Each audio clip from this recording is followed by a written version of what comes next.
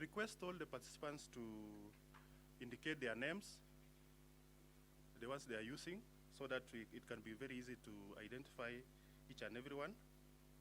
And the presenters also should tell us their names, their position, institution, and country. We also need to know that the presentation should be in the PowerPoint, and all presentations should not last more than 10 minutes, and 2 minutes for discussion. So we only have 2 minutes for discussion. And lastly, we'll also request the participants to participate in the exit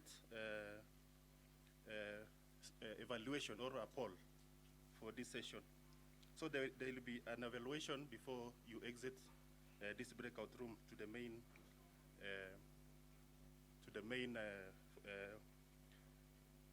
main conference. So let's first introduce Nwani. Nwani is our first presenter for the session. So Nwani, you only have 10 minutes for presentation, and later we'll only have 2 minutes for question and answer. So Nwani, welcome. Okay, thank you. Am I audible? Yes. Okay, thank you. My name is Nwani Frederick Uma, a student from Egerton University, Kenya. My co-authors are Dr. Eric Obidigido and Dr. Oscar Ingasia. My topic is entitled Consumer Preference for Selected Roots and Tubers Among Urban Households of Nakuru Town East Sub-County. This is the outline of my presentation. It's going to run through from introduction to methodology, results and discussion, up to conclusion and recommendations. To start, on the background of my study, we are trying to look at consumption behavior of consumers of roots and tubers among urban area of case study, which is Nakuru Town East Sub-County. Roots and tubers are known to contribute to income generation, sustainable development, and food security in the tropical regions of the world, Kenya included. These crops are found majorly in sub-Saharan Africa, and they include cassava, Irish potato, sweet potato, yams, arrowroots, and ginger, just to mention but a few. On the problem of my statement, we realize that these roots and tubers are known to be cheaper alternative sources of carbohydrates, vitamins, minerals, and therefore they should be encouraged for consumption, especially by urban poor who buy most of their foodstuffs from the market.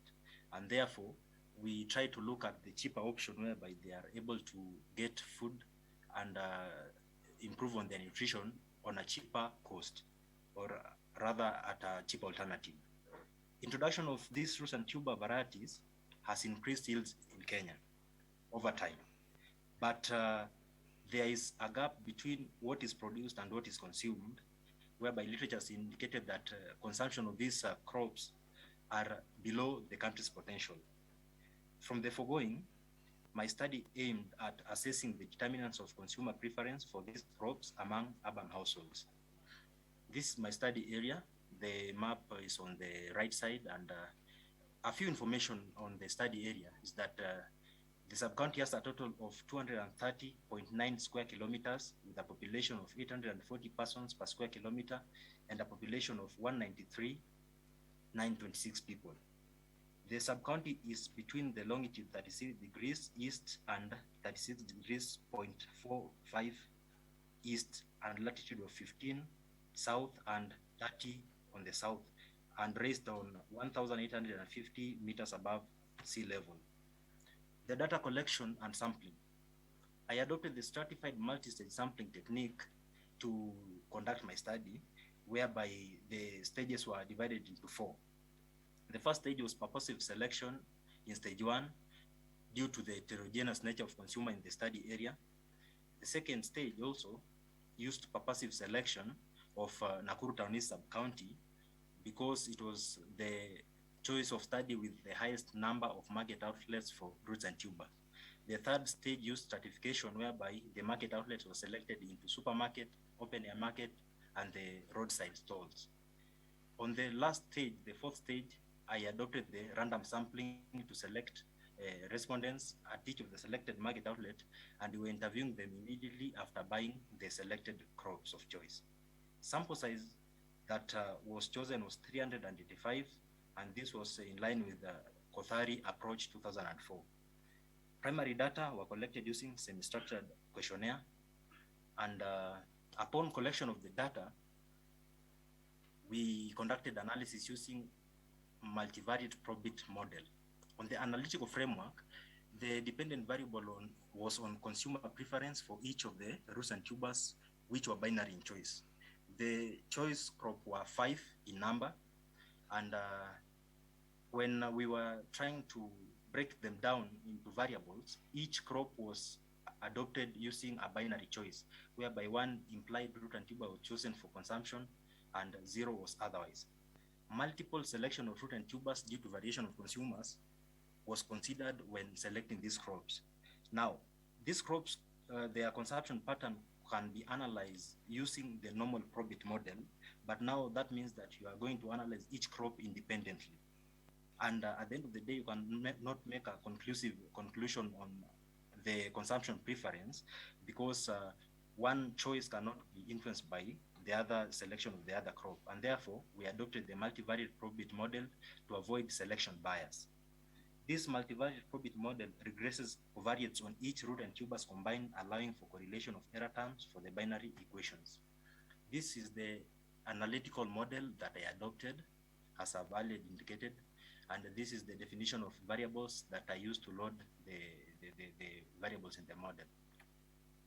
On the results and discussion, we find that Irish potato, upon the 5 crops to be analyzed, Irish potato was the highly preferred at 74%, followed by sweet potato, and lastly, cassava and yam were least preferred at 22.34%.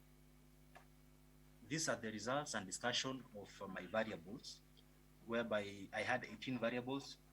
Continuous were running from age up to the market distance, and then categorical variables were looking at the gender and the socio-economic factors such as nutrition knowledge, household health, and the current pandemic of COVID-19, the taste of root and tubers and its availability, amongst others. On the econometric estimation of the consumer preference using a VP model, one of the variables to be looked at are things to do with binary correlation of the error terms. Now, the results indicate that out of the 10 pair cases that were analyzed in terms of the equation, 8 were negative, and this implies that these roots and tubers were consumed as substitutes. That means that one could consume, for instance, sweet potato as a substitute for Irish potato, and cassava could be substituted for arrowroot. These now are the exact estimation for the selected roots and tubers, where you look at the first crop is Irish potato. We have its subsequent coefficients and the standard error. The ones which have been indicated in red indicates the significant variables. If we take, for instance, variable like culture, we find that culture positively influenced consumption of Irish potato, whereas the same variable had a negative influence on the sweet potato. So the significant levels and signs varied across the selected crops. Socio-economic and institutional factors influencing preference for roots and tubers were classified under 18 independent variables, whereby 14 had positive and negative significant influences on their consumption preference. Now, the significant variables were education, monthly income, distance to the market, running through on-farm production. Culture also was found to have influence on preference for roots and tubers. COVID-19 pandemic was also another variable that influenced the preference for roots and tubers. Also to mention is production place, whereby some consumers were identified, or they rather mentioned that they were concerned with the source or the place of origin of where these roots and tubers were being produced from.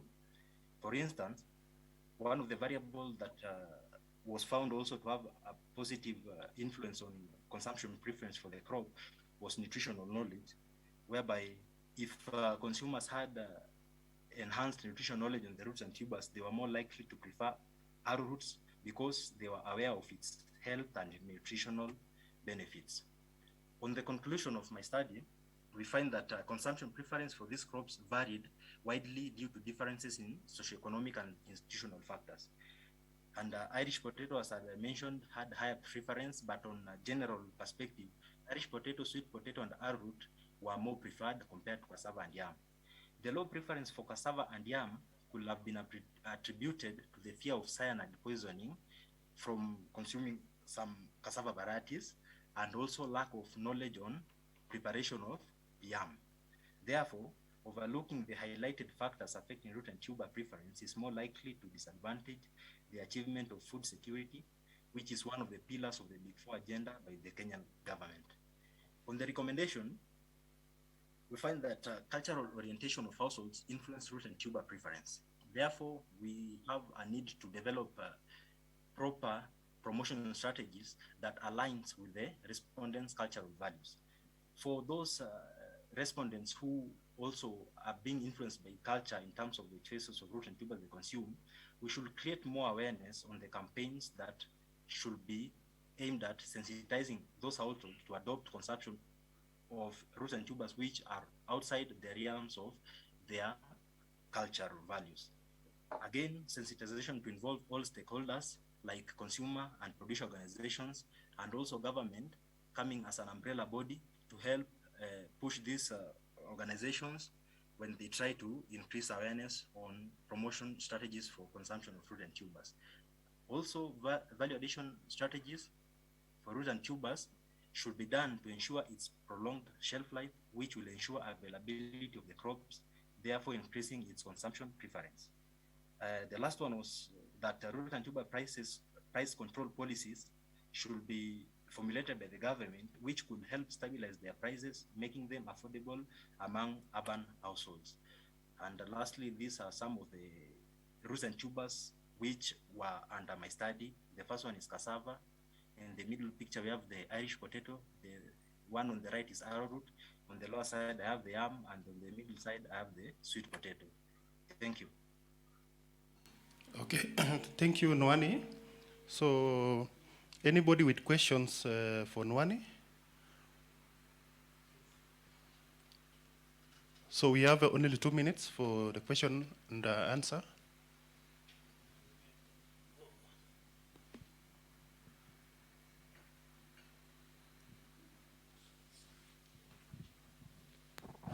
Thank you. Nwani, I have 2 questions for you. You have indicated that COVID-19 influenced the choice of the type of root or tuber that we preferred.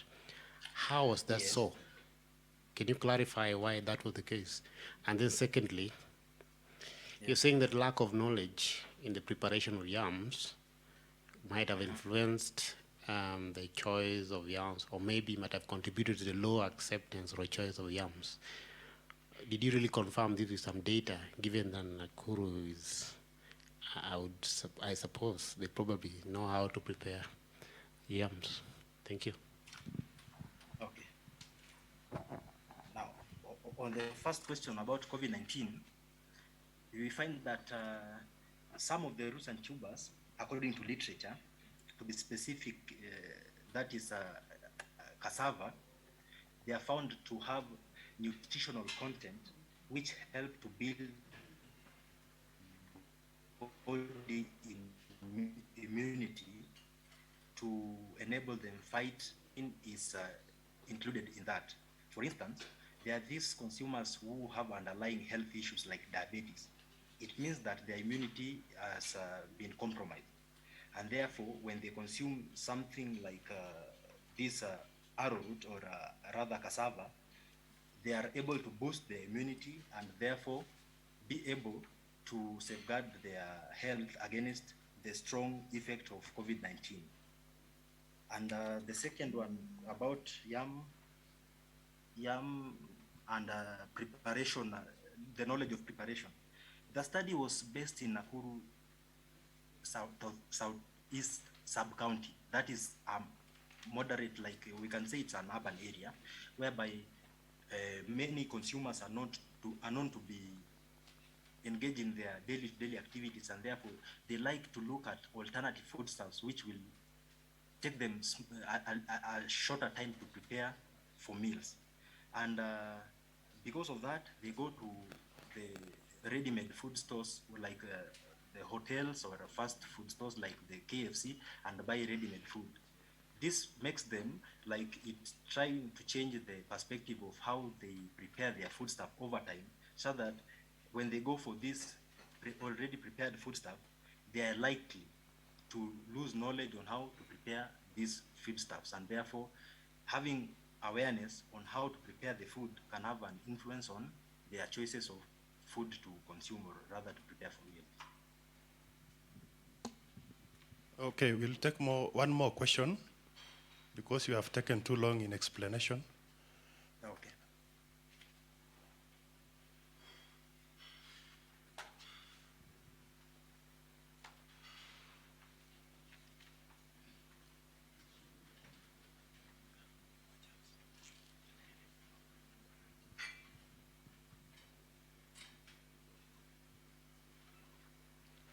Okay, since we don't have any other question, so if you have any question, you can engage Nwani privately, and they can explain to you. So the next presenter is Nyamamba on influence of institutional arrangements.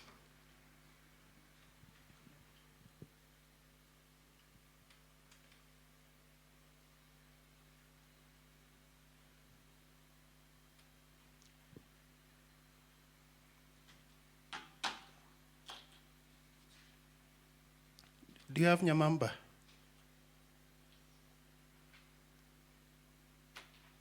So if Nyamamba is not there, we can move to Hulda To.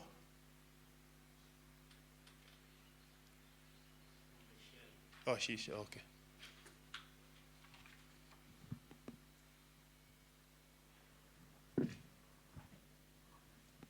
Good afternoon.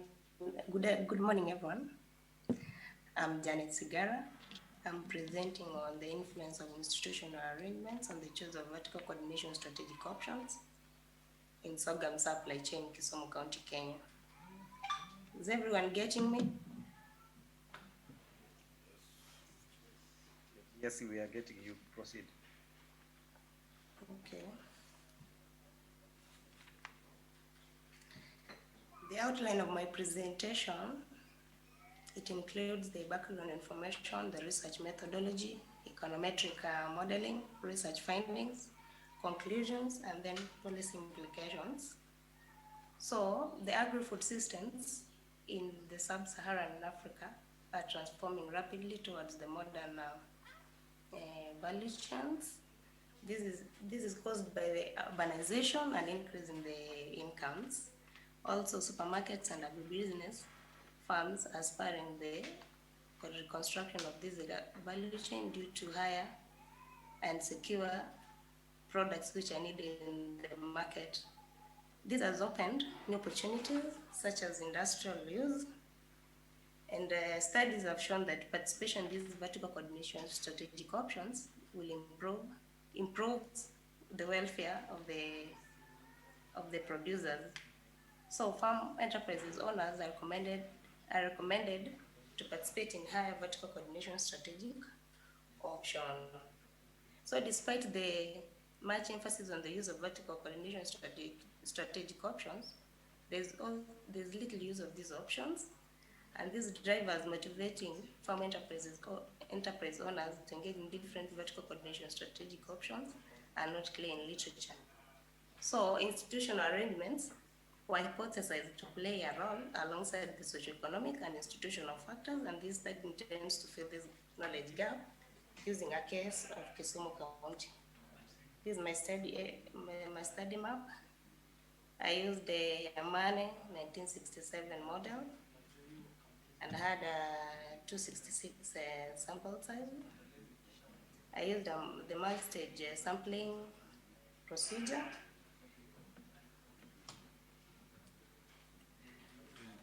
And in the econometric modeling, in order to obtain the influence of institutional arrangements on the choice of vertical coordination strategic options, multivariate probability was used.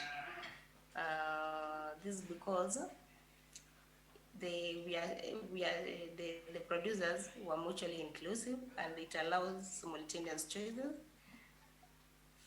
and correlations. So the choices are included, are inclined to utility, so my Y will be the utility. And this was the equation. I'll discuss my descriptive statistics for my research findings, and from the table, the age of the household head was 47.83. That's the mean. It shows that the age, the producers who are engaged in the sorghum production were young, and they were the household size was at 3.32. Age, education in years, it was 9.65. The sorghum farming experience 6.2, and the land size. So these were the descriptive statistics, and the categorical variables from the table. It shows that more male producers were engaged in sorghum production than the female. It shows that the female were being incorporated in the production roles, and off-farm income, more than half had an off-farm income, and these were the multivariate probability results. I'm going to discuss them. I'll start from the institutional arrangement, because the core of the main emphasis in my study. So I'll start with the grade certainty. I'll start from the technical support from the buyer. It had a negative influence on the choice of the contractor. It shows that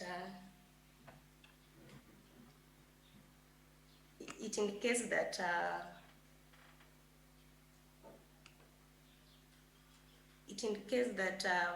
producers were not opting for contractors, because when they are provided information during training, the price was being included in, the cost will be included in the final price. So again, in the grade certainty, there's another variable.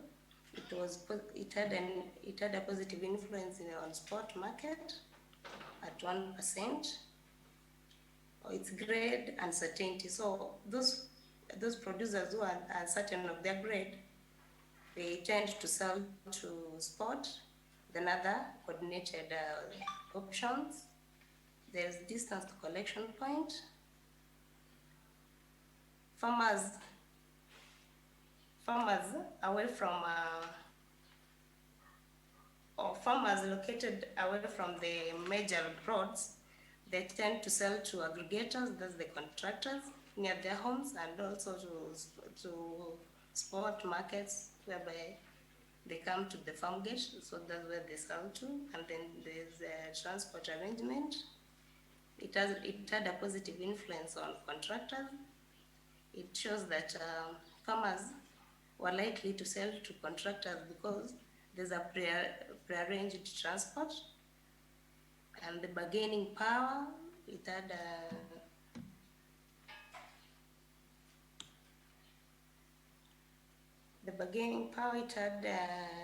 positive influence on spot and contractors, while it had a negative coefficient in processors. It shows that the producers, because the bargaining power was low, because there's low bargaining power, they tend to sell to spot and contractors in order not to incur the transaction costs which are involved in the processors market.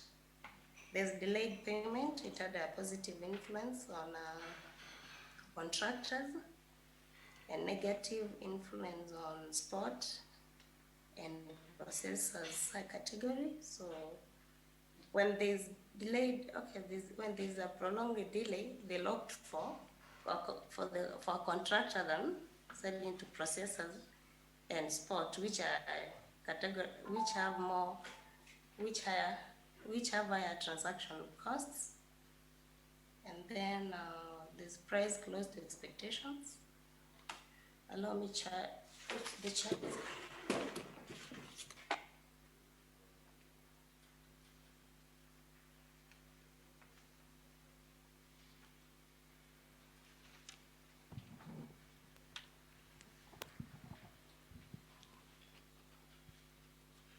Janet, you have 3 minutes.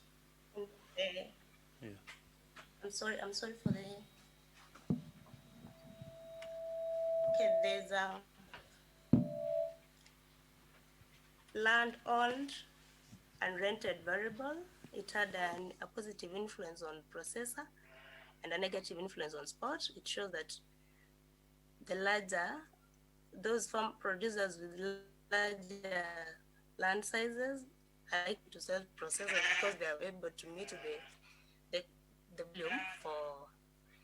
volume that can be supplied to processors. Also, the sorghum experience, it had a positive influence on spot. This shows that farmers who had experience, or rather all the farmers, sell to spot markets rather than to the contract coordinated options, because they are risk covers, and also the age of the household head had a negative significant coefficient for spot, indicating that older farmers, they're less likely to sell to spot, so they opt for coordinated options because they're risk covers as well. So the conclusion of my study was that institutional arrangement had a great influence on the choice of vertical coordination, and the results justified the sorghum experience, price close to expectations, bargaining power, distance collection point in kilometers, rate certainty had a positive influence on the choice of spot market, while quality inspection, payment delay, bargaining power, transportation arrangement, and distance collection point had a positive influence on contractors. For processors, farm income and land size influence the sorghum producers positively. On the other hand, gender, age, farm income, land size, payment delay, and transportation arrangement had a negative influence on spot market. Whereas household size and technical services on contractors and payment delay, bargaining power and transportation arrangements on processors had a negative influence. So these were my policy implications.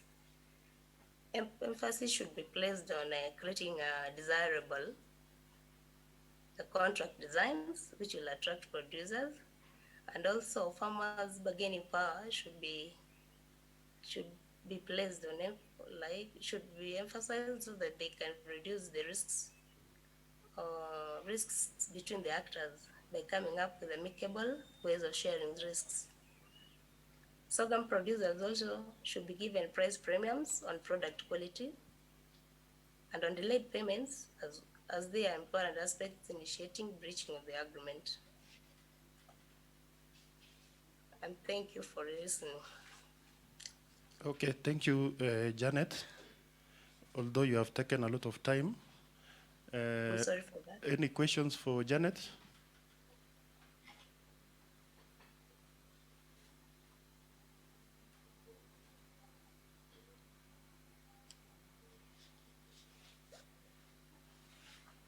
Do you have any questions from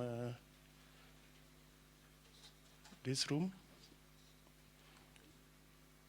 So since you don't have any questions, maybe you can we can move to the next presenter.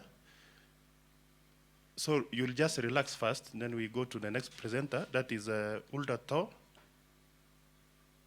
That is on the effect of credit on income among youth. So Hulda, if you are ready, you can present. And make sure the presentation is short so that we don't waste a lot of time. We still have a number of presenters. Okay, just a minute. Hello, Chair.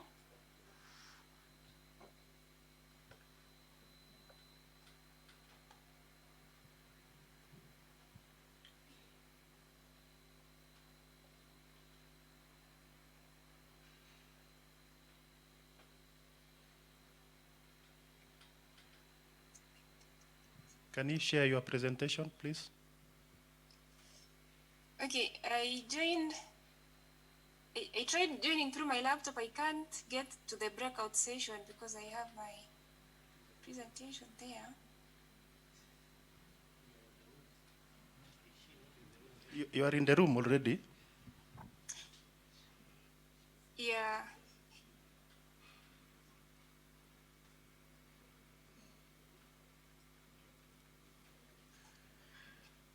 Okay, maybe we go to the next one as I try to fit, because the presentation is in my computer, so I tried logging out of the phone so that I can join, but it couldn't let me. Okay. Let's go back to Janet, if you are ready. Yeah.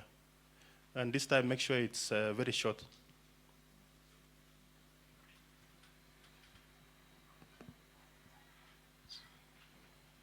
So all the presenters, make sure you have your slides ready so that we don't waste a lot of time.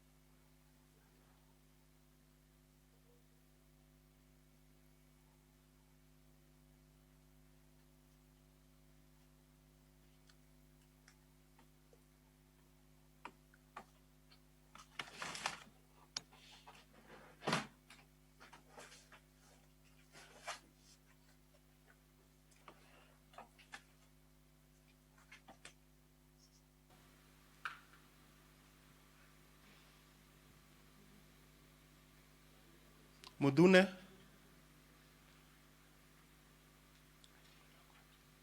DK Muduna, I can see you are in the room.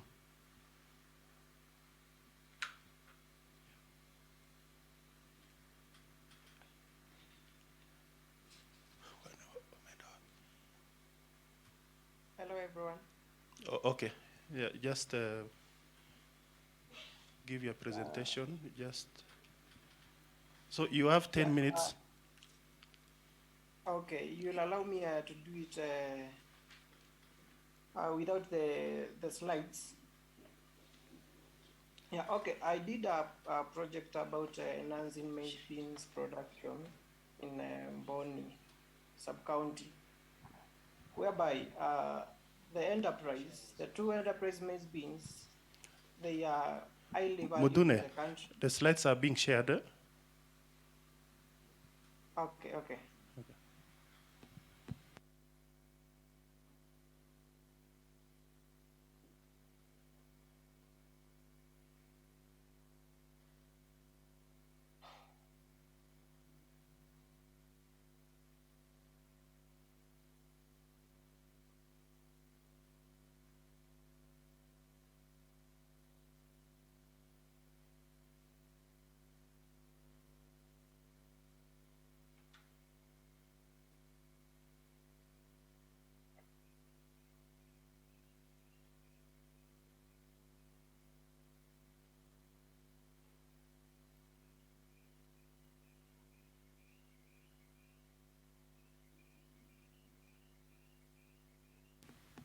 Okay, Mutune, you can continue.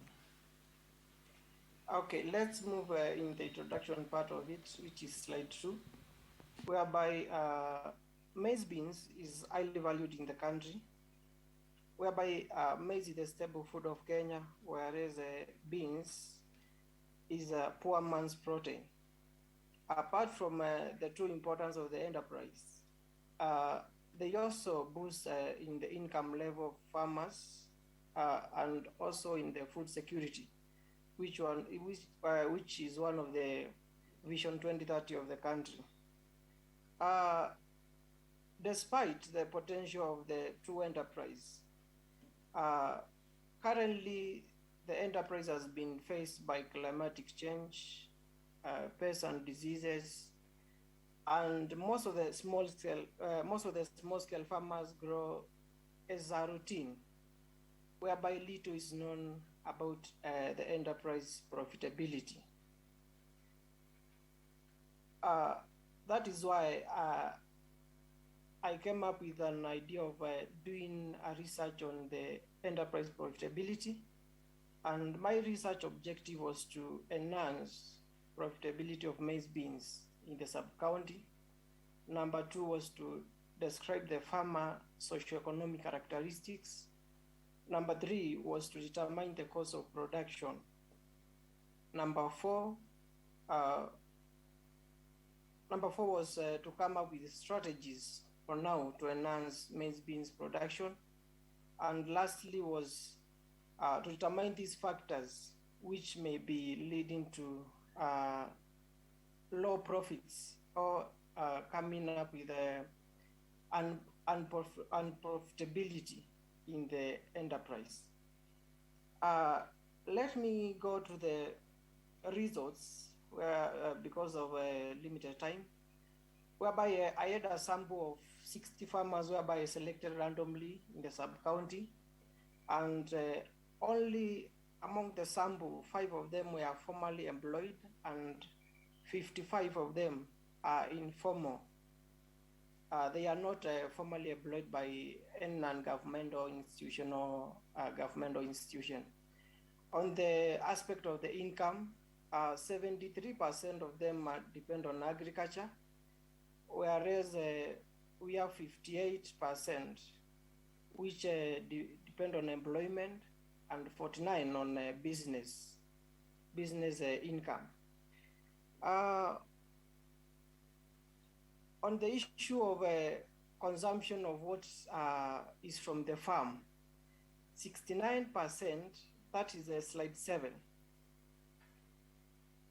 69% of it, they consume 69% of what they have from their farms.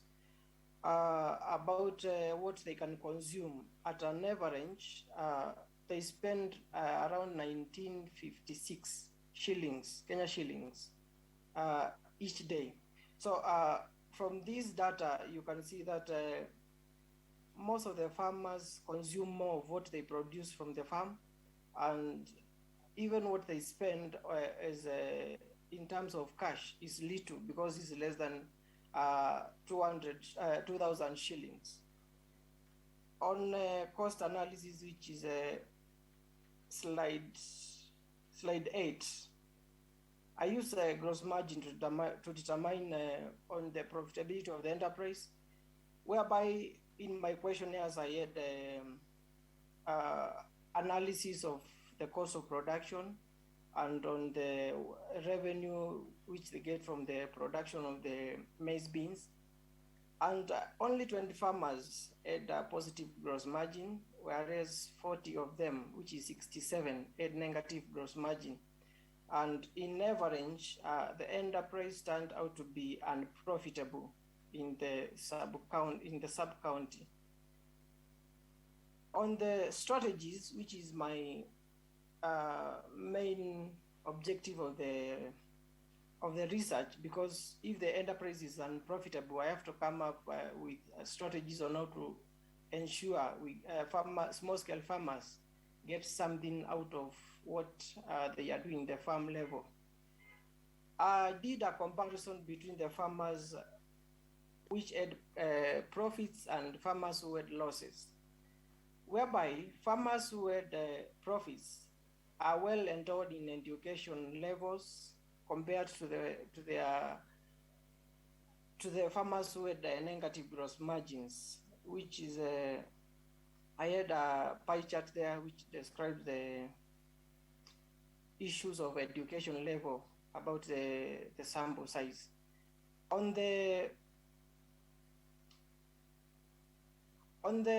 in the issue of income diversification, whereby farmers who had positive gross margin doesn't only depend on agriculture. They also have other sources of income such as businesses, employment. So it is more of farmers who had positive gross margin doesn't depend only on what they produce from the farm, but also they have other sources of income. Also, we have enterprise diversification, whereby it's not only about planting maize beans, but also we have other varieties like macadamia, we have sweet potato, we have even commercial Napier grass business, which always boosts the farmers and make them, they can sell more of their produce apart from consuming more, which makes them to have better returns from the enterprise. On slide 10, I have also a comparison about agricultural extension service access, whereby in comparison, farmers who had positive gross margin have well access of extension services compared to those who had negative gross margins, which shows that if farmers can be well endowed about the best practices in farming, the best varieties they can grow in the sub-county, it means they can do well, because it is evident that those who had positive gross margins have well access, have knowledge about best knowledge on the best practices to carry out. Also, I did a statistics about farm group strategy, whereby farm group they play a critical role in the farmers level, whereby this farm group help some of the farmers on how to market their output, also coming up with the best varieties which can do well in the sub-county, and also in advice role, whereby they can advise the farmers on where to sell, when the market is ready for selling, and when to grow a certain variety in respect with the market situations. On slide 11, I discuss about those factors which are leading to low output for the two varieties, whereby I have climatic change, pest and disease. You still have 2 minutes. Okay, expensive inputs and even drought in the sub-county. To conclude on that issue, on slide 11, based on the study, the enterprise is unprofitable, and if we have to come to make the enterprise to be profitable in the sub-county, the government, the national government extension engines, they have to work closely with the farmers in order to make sure the enterprise is profitable. This is according to a certain study I did about profitability of the enterprise in Israel, whereby the country is being faced by drought, but they do well in coordination from the government to the extension services and even to the farmers. Thank you. Okay, thank you. Thank you, Mudune. I give this opportunity to the floor for 2 questions. So if you have any question, can you raise it to Mudune?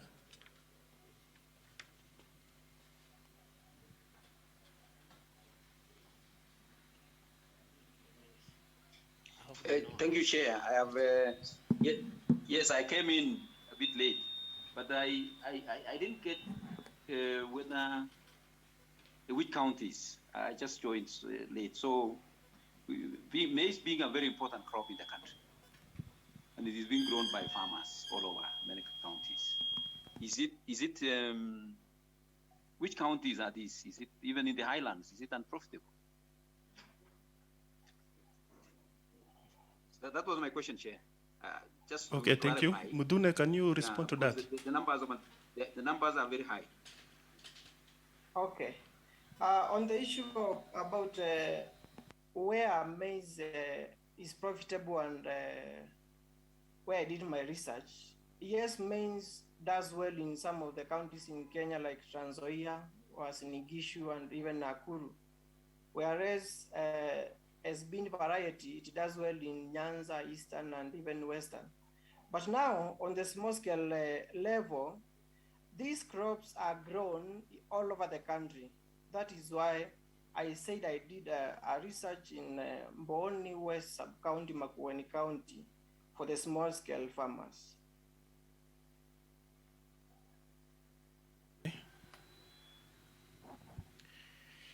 Thank you, Chair. Mutune, if you can have a look at, there were some pie charts that was dealing with strategies to enhance profitability. I don't know whether it can be put up by the IT.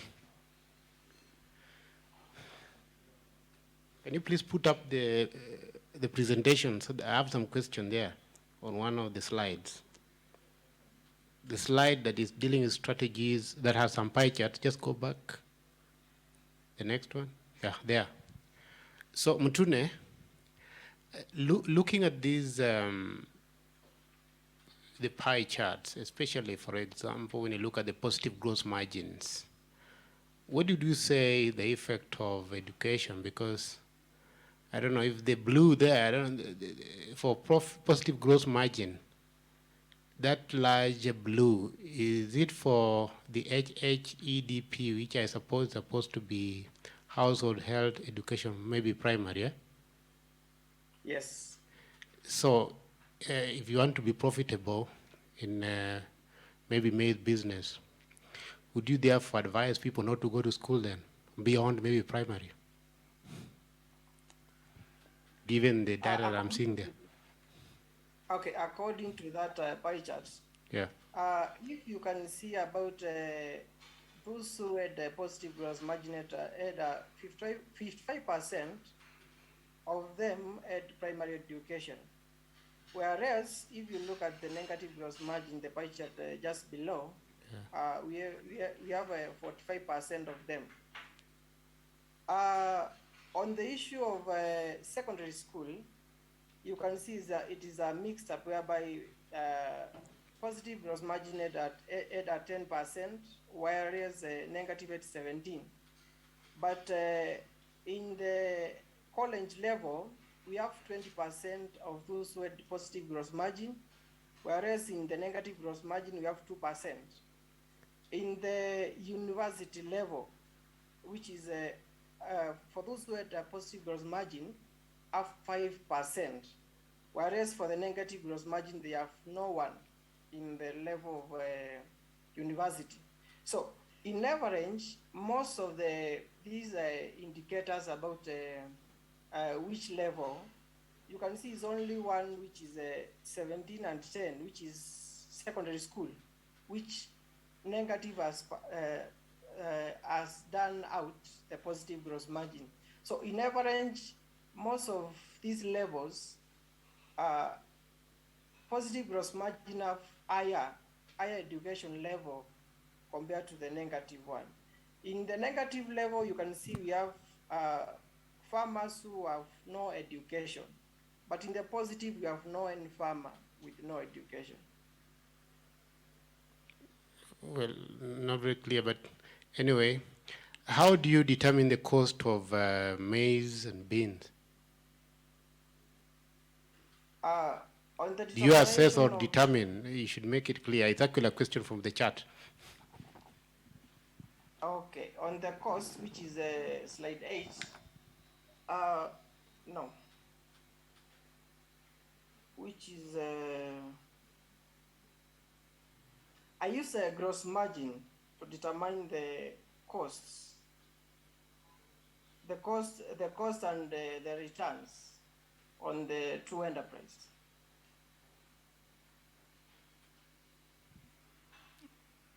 Okay. So we have other comments from from also the floor. So make sure you go to the chat, then you get some comments there, and so that it can benefit you. So the next presenter, since the time is running out, the next presenter is Janet Cigar. I hope you are ready now. And then Uldato should also be ready. So Janet.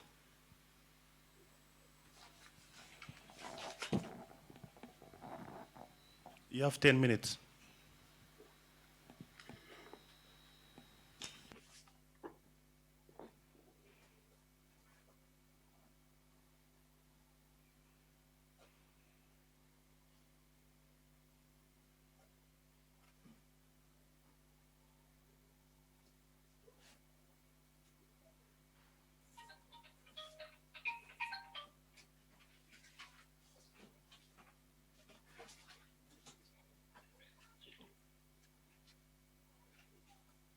We are not seeing your presentation.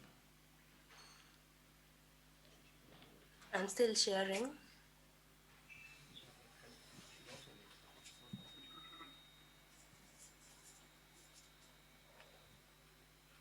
It's already shared, but you have not opened your presentation.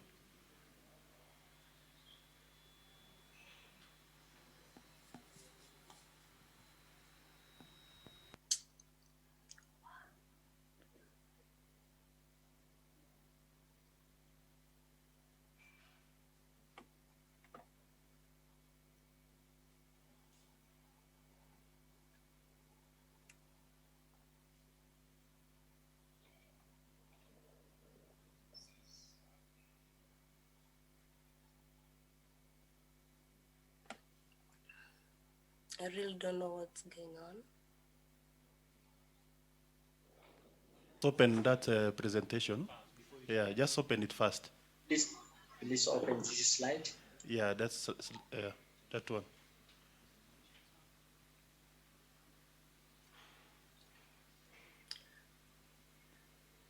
Sorry for taking longer. Again, I'm presenting on the determinants of selling behavior in emerging sorghum supply chains in Kisumu County, Kenya. It is not showing. Sure. Stop sharing, then open, then share.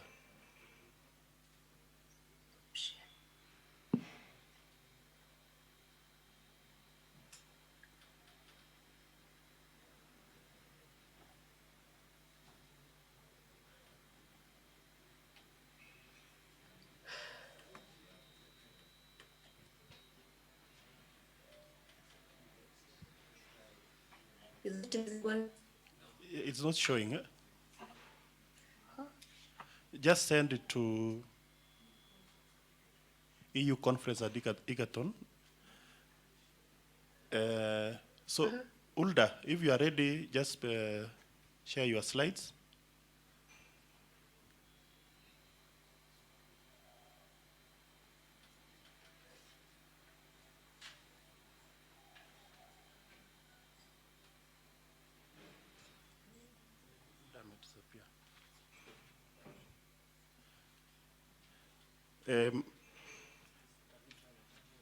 Matata.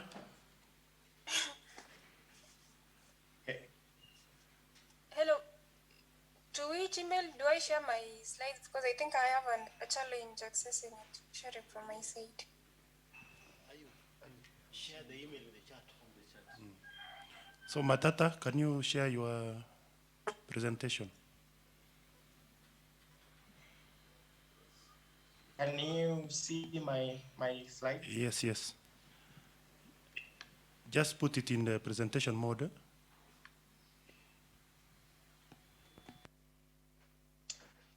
Okay. Thank you. You have 10 This minutes. is okay, thank you, Prof. My name is Joseph Matata. We did a study on effects of cash transfers on household resilience to climate in the arid lands in the northern Kenya. Work done by Prof. Gigi and Prof. Hilary Bett. So addressing vulnerability to climate shocks among the pastoral communities, it presents a persistent challenge. Pastoralism being the dominant livelihood activity in the arid and semi-arid lands is very sensitive to shocks, which the shocks entails heavy losses to the livestock, and this exposes the households to poverty. And those who are affected mostly are those with small livestock holdings, as well as those with less established social support systems. So they end up being vulnerable, and this vulnerability compels them to take negative coping mechanisms, which have long-term implication on the households.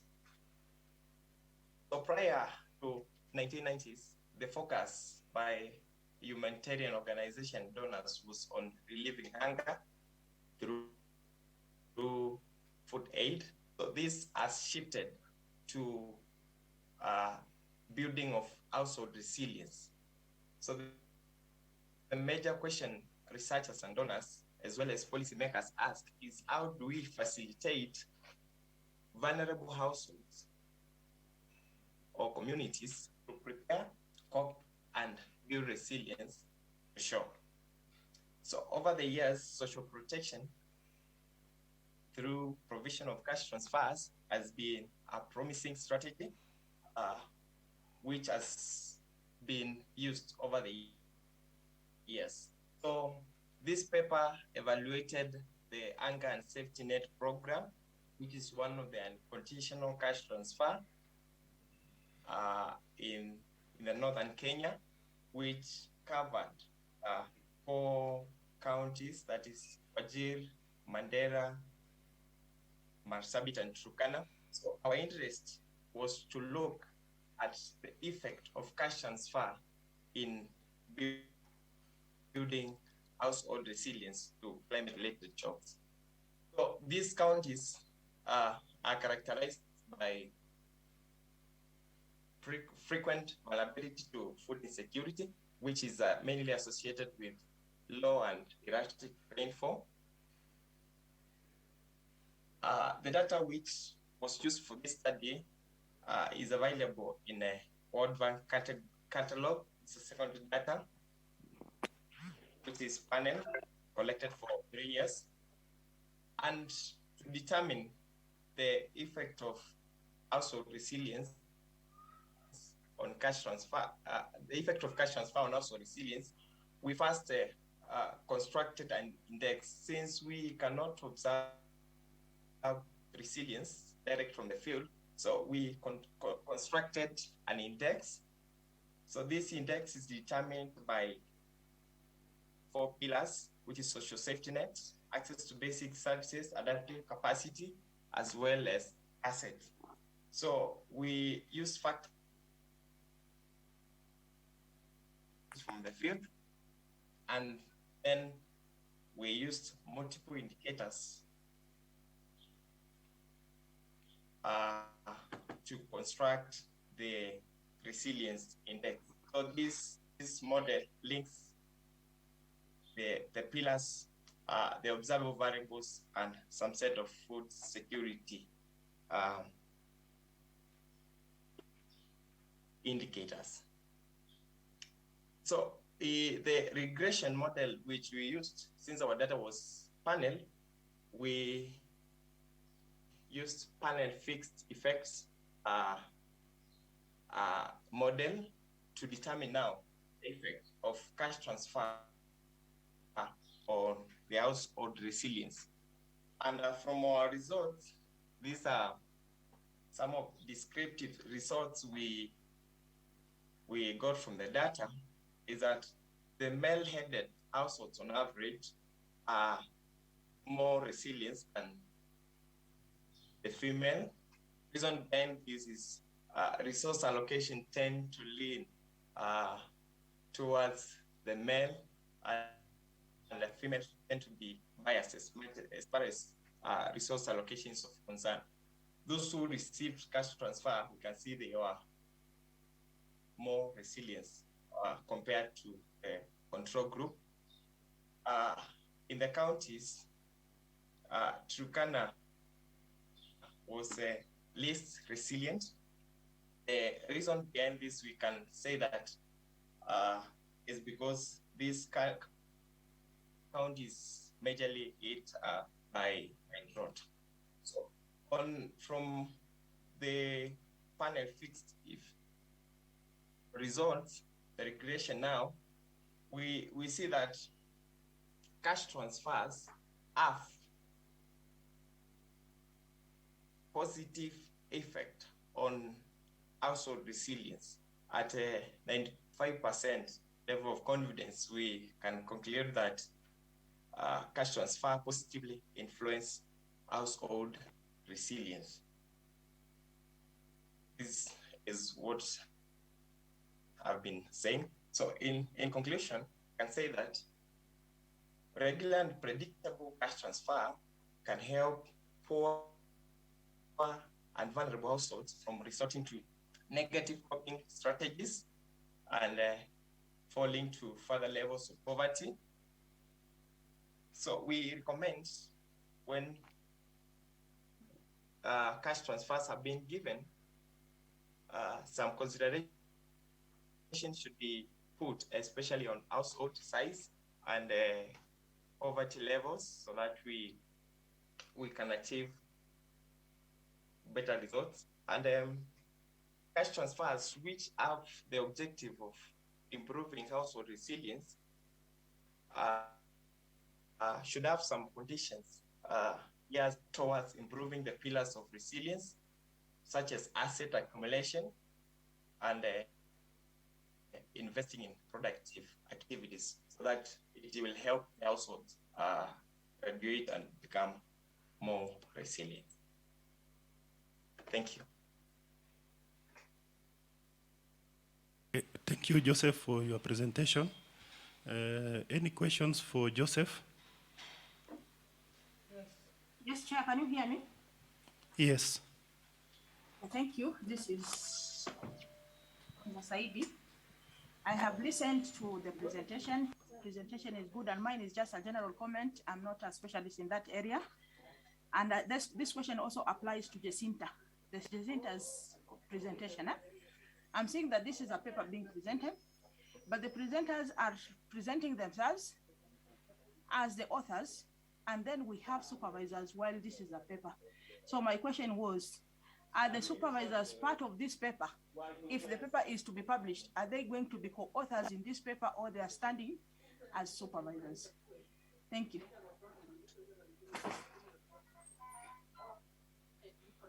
Okay, thank you. Yes, Prof.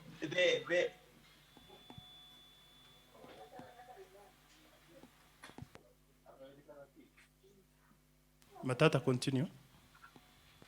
Yes, I was saying, to answer Prof, the supervisors are authors of these papers. So they are authors. They are not just supervisors. In my thinking, the title supervisors shouldn't have been there. It should have been the authors. Okay. The best co-authors. Okay, yes. Yeah. And in fact, for Jacinta's case, I still hope she's around. I found it more serious because even in the presentations, she said I. All through, she said, I did this. I did this. And that question kept ringing in my mind. Thank you. Okay, thank you. There is a question here. So, Mr. Joseph, when you're developing your resilience index measure, you talked about the social safety nets. What do you mean by that term, social safety nets? Social safety nets consist of these are public initiatives or public or private initiatives which help the vulnerable households to if we can say, to build their resilience, and they stop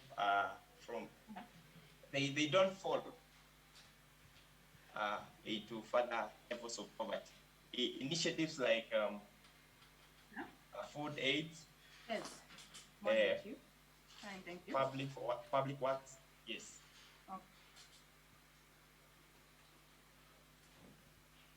Okay. We have other questions in the chat. Yes. Yes. Okay. In regard to payment or in regard to what? Do you have any other question for Joseph? Really, that thing is a total mix-up. And I remember it went to Senate at a certain time. Prof, can you mute? We were given clear roles by Senate. Prof Saidi, can you mute? Okay.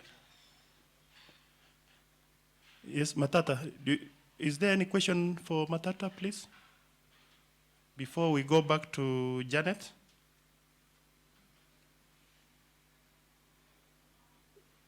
Yes, there's a question. Okay. Joseph, can you clarify how you used factor analysis to estimate the pillars from a set of observed variables? Okay, thank you. Yeah. So the factor analysis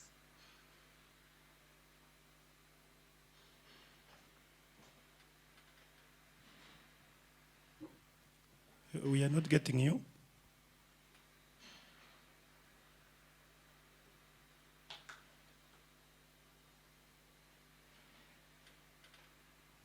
Joseph, we are not getting you.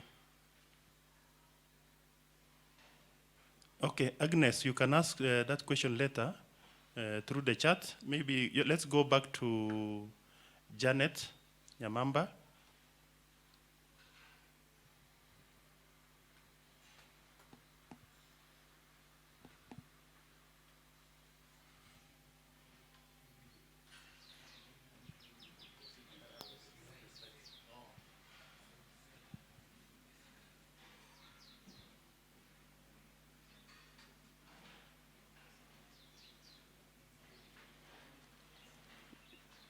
In presentation mode.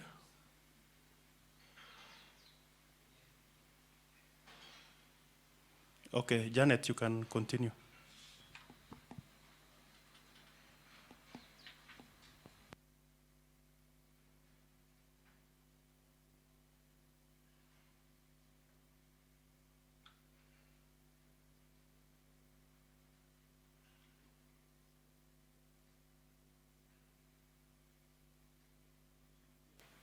Janet, unmute, please. Unmute. You are muted. No, the mic is muted. No, she doesn't know the mic is muted. Because the video is working, but the mic is muted. No, Yeah. Can you unmute?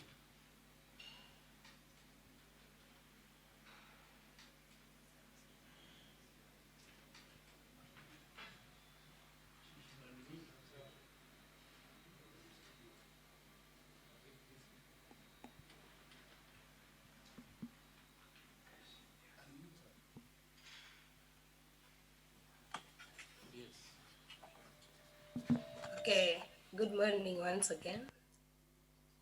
I'm presenting on the determinants of side selling behavior in emerging sorghum supply chains in Kisumu County, Kenya. Okay, my co-authors are Dr. Ingasi and Dr. Sibiko. So this is the outline of my presentation, and the background information is borrowed from the other paper, whereby the agri-food systems are transforming rapidly. This is due to urbanization, population growth, and dietary needs for higher and secure products. Also, supermarkets have spurred up the reconstruction of these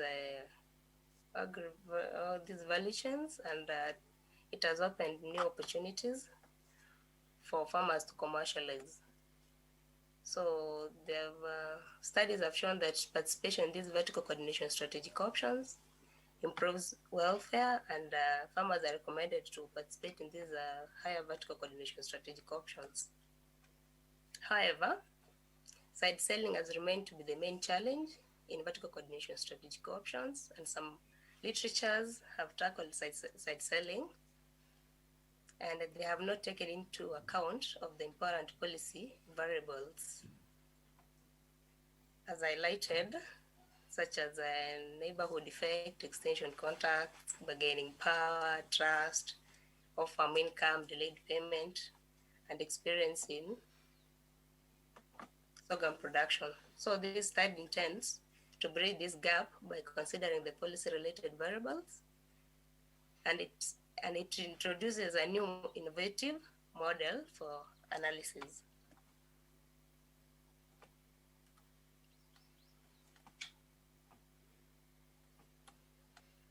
So my study area was Ahero, Nyando sub-counties, Ahero and Kobura wards. So I used a Yamane 1967 model to get the 266 sample size of the producers. I used multi-stage sampling procedure, and this was the distribution of the sample size. So in order to determine the extent of side selling, I used fractional response model.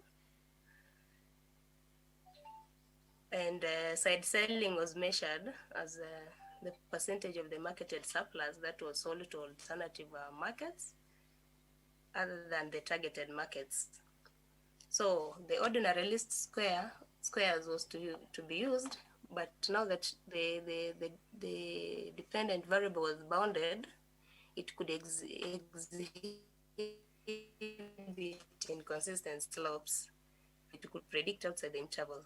Tobit could have been also be used, but the values will not be censored.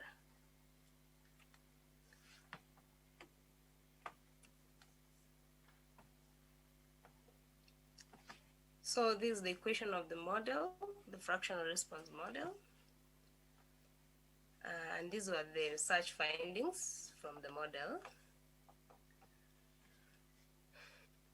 I'll start from the top, whereby the years in sorghum production, the sorghum experience had a positive influence on side selling, whereby producers who have average or enough experience in marketing of sorghum, they have other alternative, they are acquainted with vast markets, so they are able to sell to alternative markets despite despite them targeting the vertical coordination strategic options.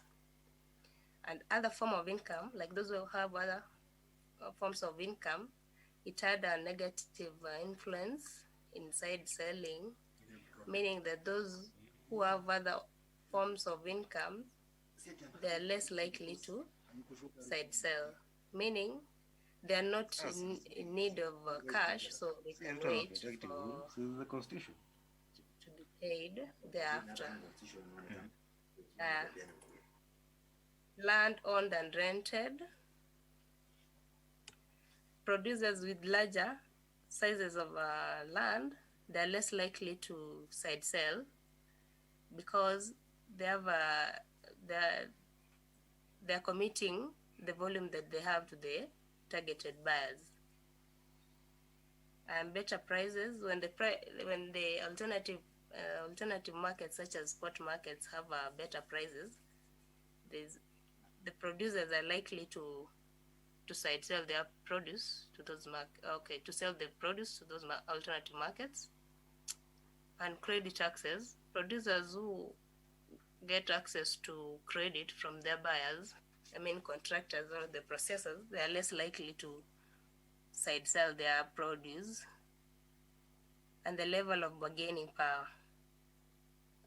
When there's lower bargaining power regarding the prices and quality, the producers are likely to sell some of their produce to alternative markets because they're not satisfied with the contract designs. And I'll go to the institutional factors, the neighborhood effect. It had a negative influence.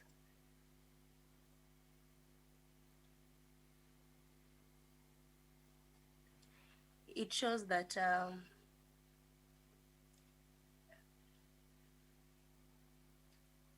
if your neighbors are less likely to side sell, if your neighbors are not are side selling, there's less likelihood of influencing other farmers to side sell. So the extension contracts, these are the trainings. The trainings had a positive influence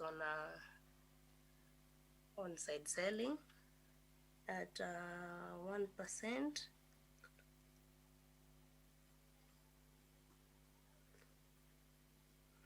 So, Janet, you have 1 minute.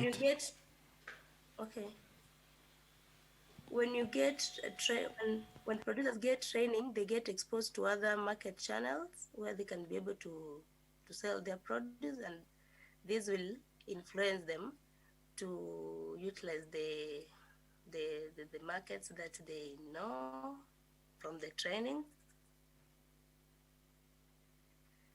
And then there's network, this relational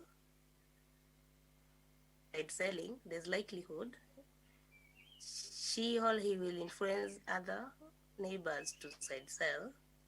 And then trust, it reduces the likelihood of side selling because the farmers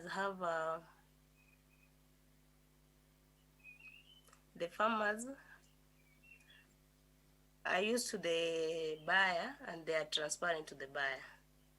So those were the results that I had, and conclusions suggest that around 71% of the sorghum producers side sold their produce, and farming experienced better prices from alternative markets. Neighborhood effect, frequency of contacts, low bargaining power, network externalities are the key factors for side selling, whereas other forms of income, land size, credit access, and trust reduces these values of side selling.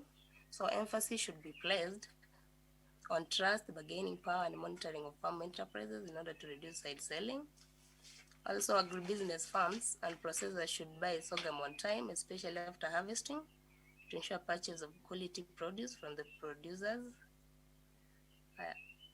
They should also offer better price and be paid on time in order to prevent this side selling behavior. Lastly, the government should help in establishing legal frameworks and contract laws and enforcement mechanisms in order to curb the vice. And thank you for watching, or for listening, I'm sorry. Okay, thank you, Janet.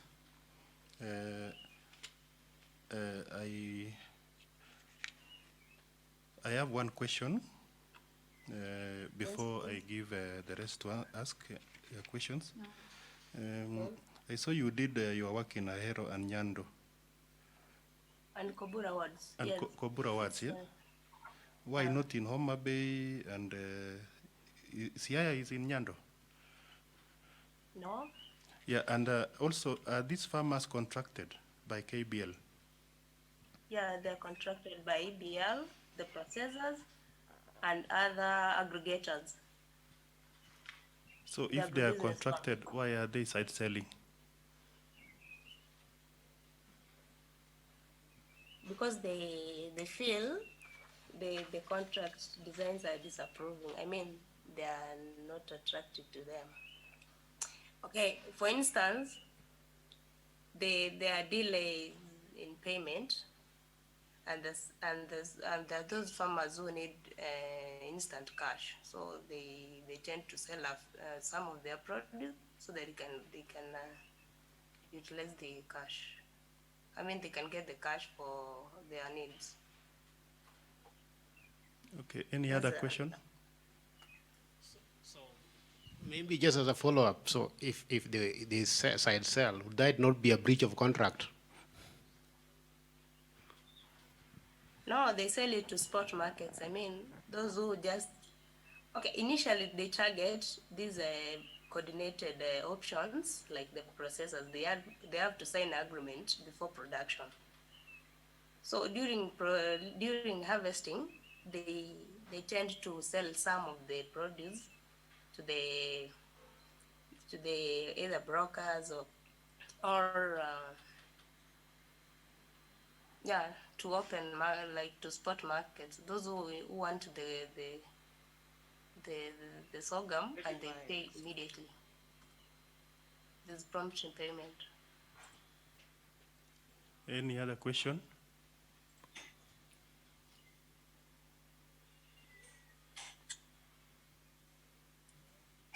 More questions for Janet?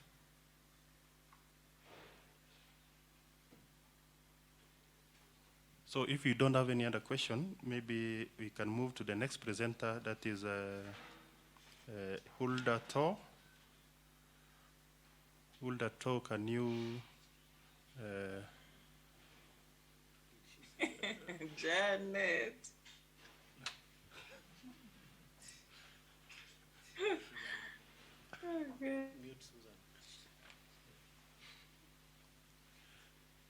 Okay, Hulda.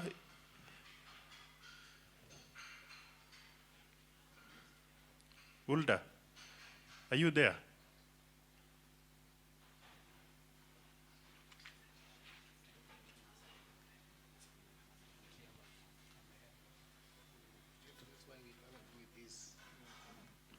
Okay, Karani. Karani is, do we have Karani? Mutiaba?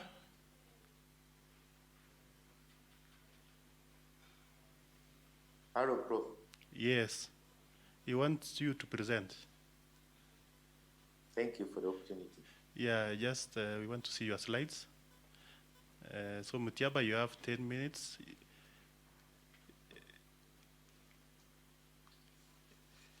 You have 10 minutes, eh?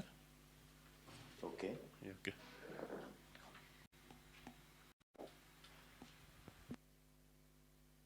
Yeah. Thank you so much, Chair. Mine is just simple. This is my paper. This is our paper, which we have come up with in this conference, and we are trying to look at practice in the fish farming system in Uganda, and we are going to use the cluster approach. That is my outline for this presentation, and I could start from there. That it's now over 3 decades. Aquaculture sector has emerged to be as an important policy in both developed and the developing countries, and this is in response to the declining capture fishery resources associated with unsustainable fishing practices and the climatic change, as we all of us know, and in the response to the rising demand for fishery resources as a result of increase in human population and rising preferences. These days, people are preferring white meat compared to the red meat. I think those are some of the issues which have raised the increase in the demand for fishery resources. And cage fish farming globally has been increasingly recognized as a suitable and means of improving livelihoods of smallholder farmers, especially in the fishery-dependent communities. So in other words, a technology which has come to bridge the gap between the wild capture. And remember that now in most of the water bodies, they really don't have enough to sustain the demand. So this has come as an alternative to produce enough, which is required. So characterizing small cage farmers, cage fish farming system is critical to policymakers, researchers, and managers of marine resources, and more so to the blue economy in general. So in Uganda, cage fish farming practices are based on various socio-economic factors which are not adequately researched on and documented.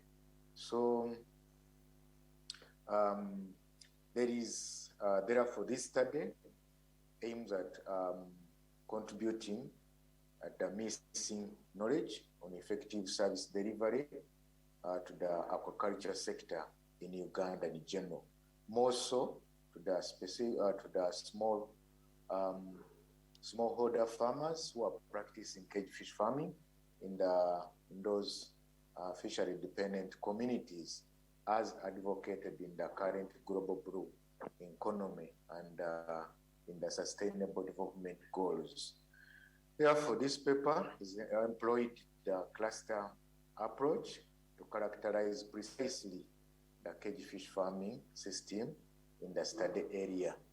Material is used.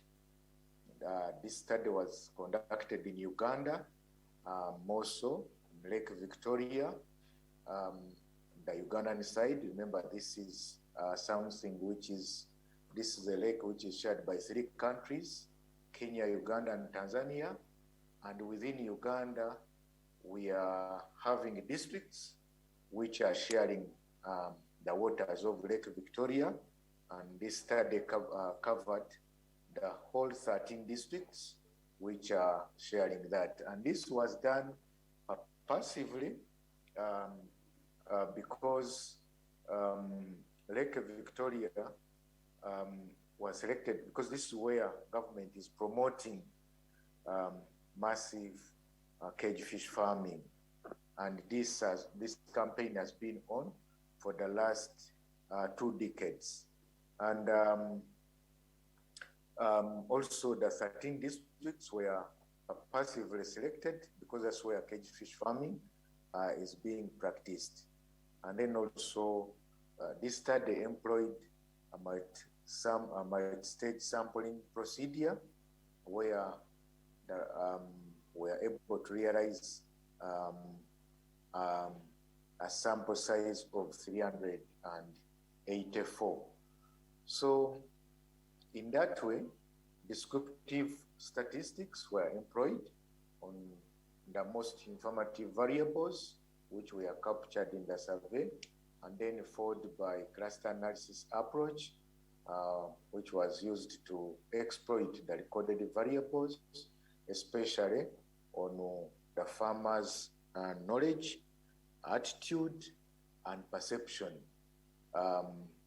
So this characterization and comparison was also carried out, as we shall see. So the results for this study are based on the data which was collected from a total of 384 respondents who are small cage fish farmers, randomly selected from those districts which were covered. So briefly, the descriptive statistics from the data which was captured indicate that you can see that only 29% who were involved in this study were female, and compared to their counterparts So what does this mean? That unlike any other commercial agriculture activity, males have more financial resources. That's what we believe, that to invest than their counterparts, and therefore it is in consistency with many studies carried out in Uganda and elsewhere, which shows that cage fish farming and aquaculture in general is a male-dominated farming activity. And then also, in respect to years, can see that on average, the respondents were having an average of 47 years, implying that probably this means that older farmers, being old, you are in position to accumulate enough resources required and information, and then also not ignoring the experience about cage fish farming. So, and then also the average household size, around 5 people per household, per homestead. And then farming experience was around 4.4 years on average. These farmers were selling to the nearest distance of 18 kilometers. That's implying that they are not actually selling from where they rear their fish. So, and on average, because they are small scale, they are on average they own 5 cage units each, and they are 1 not minute doing badly because the survival rate is okay. So when it comes to clustering approach, we used the connectivity clustering, where we got the studentrum, and we were able to get 3 groups, 3 clusters, one which based on the results. The first group, which was big, it is pro-technology, then the other one is pro-environment, and then the last one was the anti-technology. So when we did the comparison of these clusters using the one-way ANOVA and the p-value test, we found out that cluster 1, we are seeing that in cluster 1, we are seeing that it accounts for 41% of the total respondents, and then many of these respondents are older than the rest, if you look at the age, and then also the highest they have actually in terms of output, they are doing well compared to the others. So majority of the respondents here also strategically locate their cages in a distance beyond 1,000 kilometers. So can see that briefly. That's what I can talk on that. Then cluster 2, you can see that they are fewer. It accounts for only 31% of the respondents which are interviewed, and it has also, it's not doing badly in terms of the survival rate. They are doing well. They are the best because their survival rate of these fingerlings which they rear, it's around 74%. And the last group, which was, it accounts for only 26% of the number of respondents, and compared to other clusters, this cluster has the lowest average percentage of the fish fry survival and the fish output. This might be a result of maybe the attitude. Remember that these are they are anti-technology, so it might be because of the attitude and perception towards cage fish farming technology. And in a nutshell, you can see that farming experience, fish farming associations, and then stocking density, and lastly average output per fish in cages in kilograms were significant. And In conclusion, this study has clearly demonstrated how varied cage fish farming among smallholder farmers is in Uganda. So it has also emphasized the need for the development of strategies which can take such diversity into account, as well as economic and social aspects that warrant for further research. Thank you so much for listening. Okay, thank you, Mutiaba, for that nice presentation. So I leave this opportunity for questions from the floor.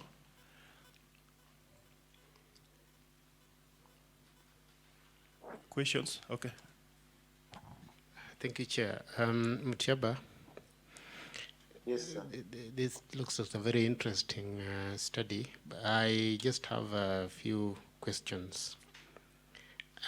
When you talk about small-scale fish farming, what would you categorize to be? Who would you categorize to be a small-scale fish farmer, especially cage fish farmer? We went to, when we were doing the study, we tried to ask the fisheries officers, and they helped us to define who is a small-scale farmer. In their definition, they considered a farmer who is owning not more than 10,000 stocking density. So which brings me to another question. When you talk about stocking density, what do you mean? Or maybe let me put it this way. How many fingerlings of fish should maybe one cage contain or carry? In stocking density, each cage is supposed to stock the ones which we are following, they are of 10 by 10 by 10. That is feet in terms of feet, or 3 by 3 by 3. Its stocking density, it is between the others used 3,000, others 2,500. So if you talk about, say, 2,000, and then you have an average size number per farmer, which is 5, so that's obviously over 10,000, isn't it? The one who has? You're telling me the average is about between 2,500, isn't it, per cage? And then Yes, I can see from your statistics that the farmers have an average of about 5, or thereabout, cages. So 5 by 2.5 or whatever. That's, well, 2,500, that obviously will be more than 10,000. But I can see that you have even some stocking density here, which is between 3,200 to 3,600. Yes, here it is these are the fingerlings. Actually, they start counting the stocking density after the 3rd month. Because remember, when they are taking them, majority don't survive. Yeah, so the number you've given us, sorry, Mutiaba, so the number you've given us is the number that has been established to have survived, or what? Among the 70-something% survival. Is that what you mean? Or this is the original stocking?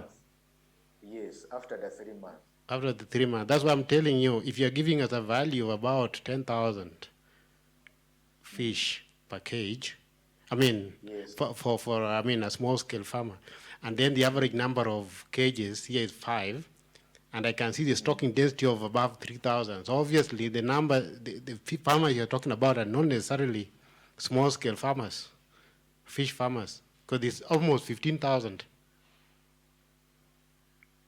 Yeah, but the way we are trying to capture it, that we start counting the 10,000 after the 3rd month. Okay. Because when they are still juvenile, they are in hampers. They are not taken into cages down there. They are bred. Actually, they are those ones which we call breeding sites.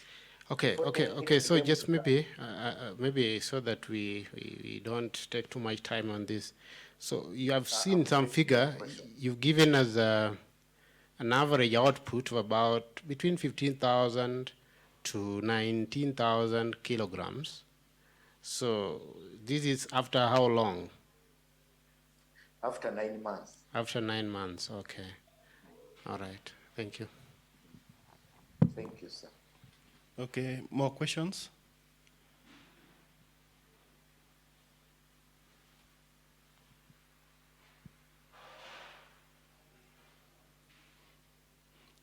Do we have any other question? So if you have any other question, maybe you can chat with Mutiaba. So let's go to the next presenter, who is Hulda. Hulda, I think you are now ready. Thank you so much, Chair. Okay, thank you.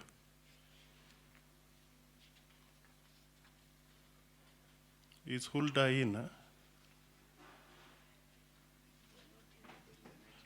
Okay, so if she is not in, let's go to the next presenter, Minyata. Eunice? Yes. Okay, we want to see your slides. Okay, I'm putting up my slides. Okay, so when you are ready, just present. And we are giving you 10 minutes to do that. Okay. Yeah.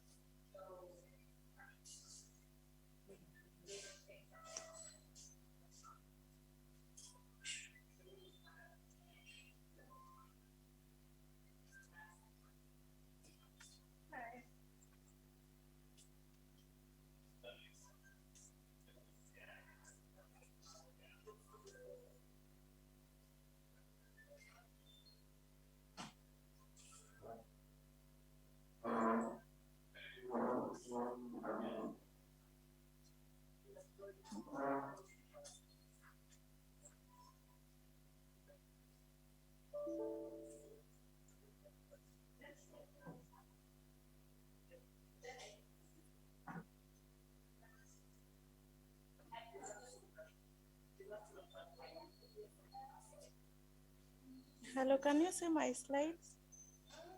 Oh, we are not seeing your slides. You have just shared your folder.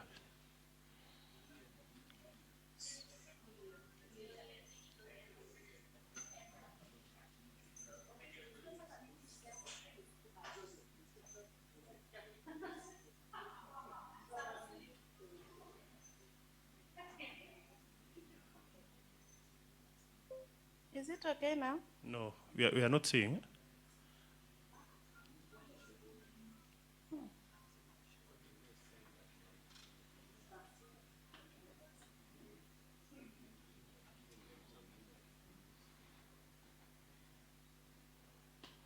Can you unshare first, then you share your slide?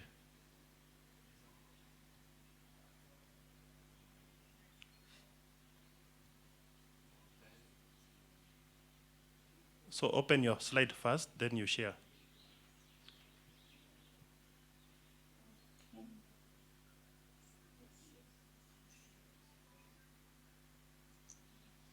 Okay, put it in the presentation mode, then you continue. Okay.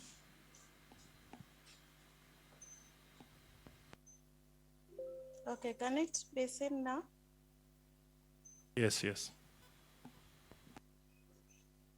Okay, so my name is Eunice Minyata Onyango, and I'm presenting this on behalf of the co-authors with Dr. Ombati and Dr. Mtuku.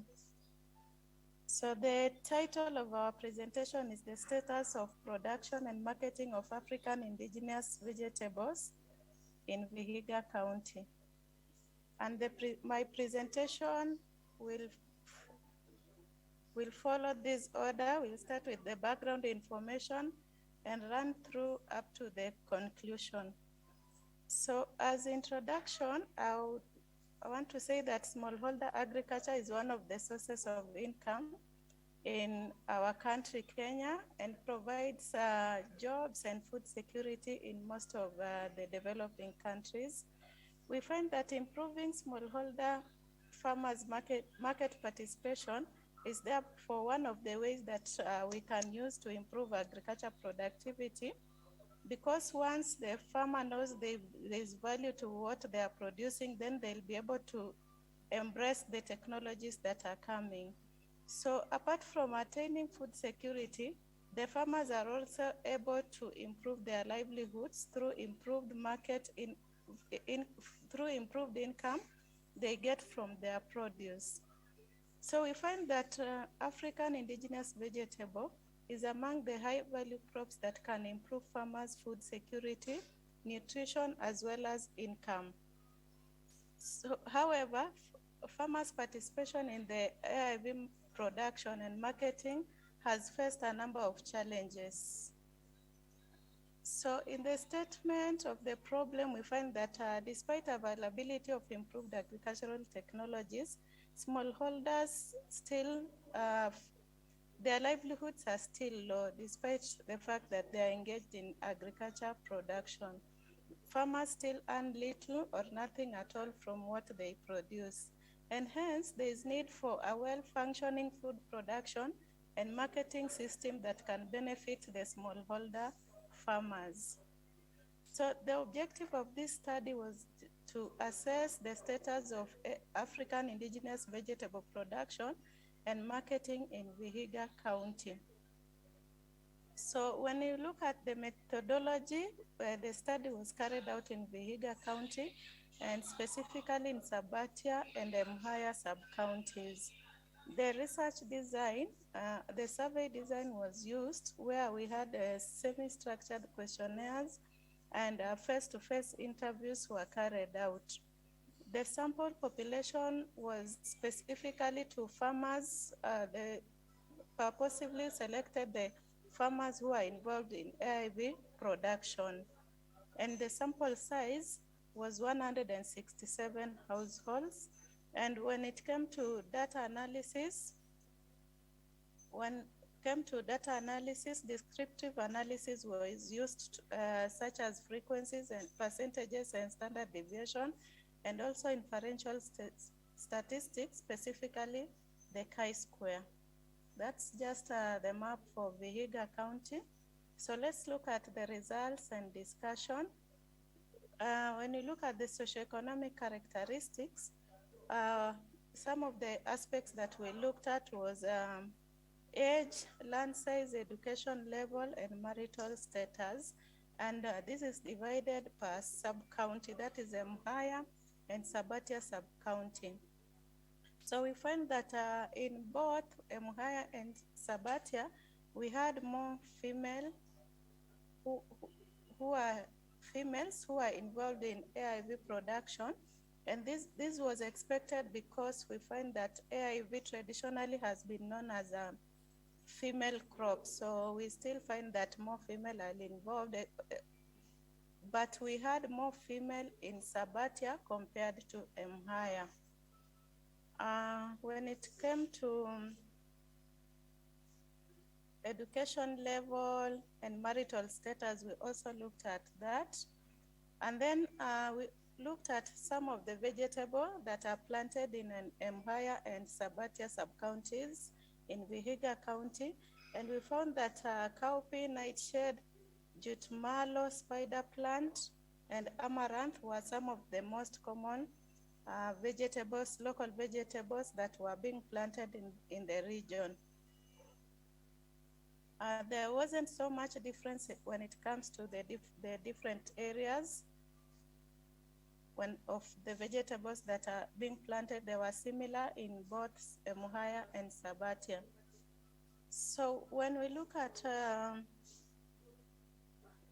the African or the marketing aspects, the vegetables that are sold in the two sub-counties, we found that nightshade was the most common vegetable that was sold in Mhaya, while cowpea was the most common vegetable sold in Sabatia.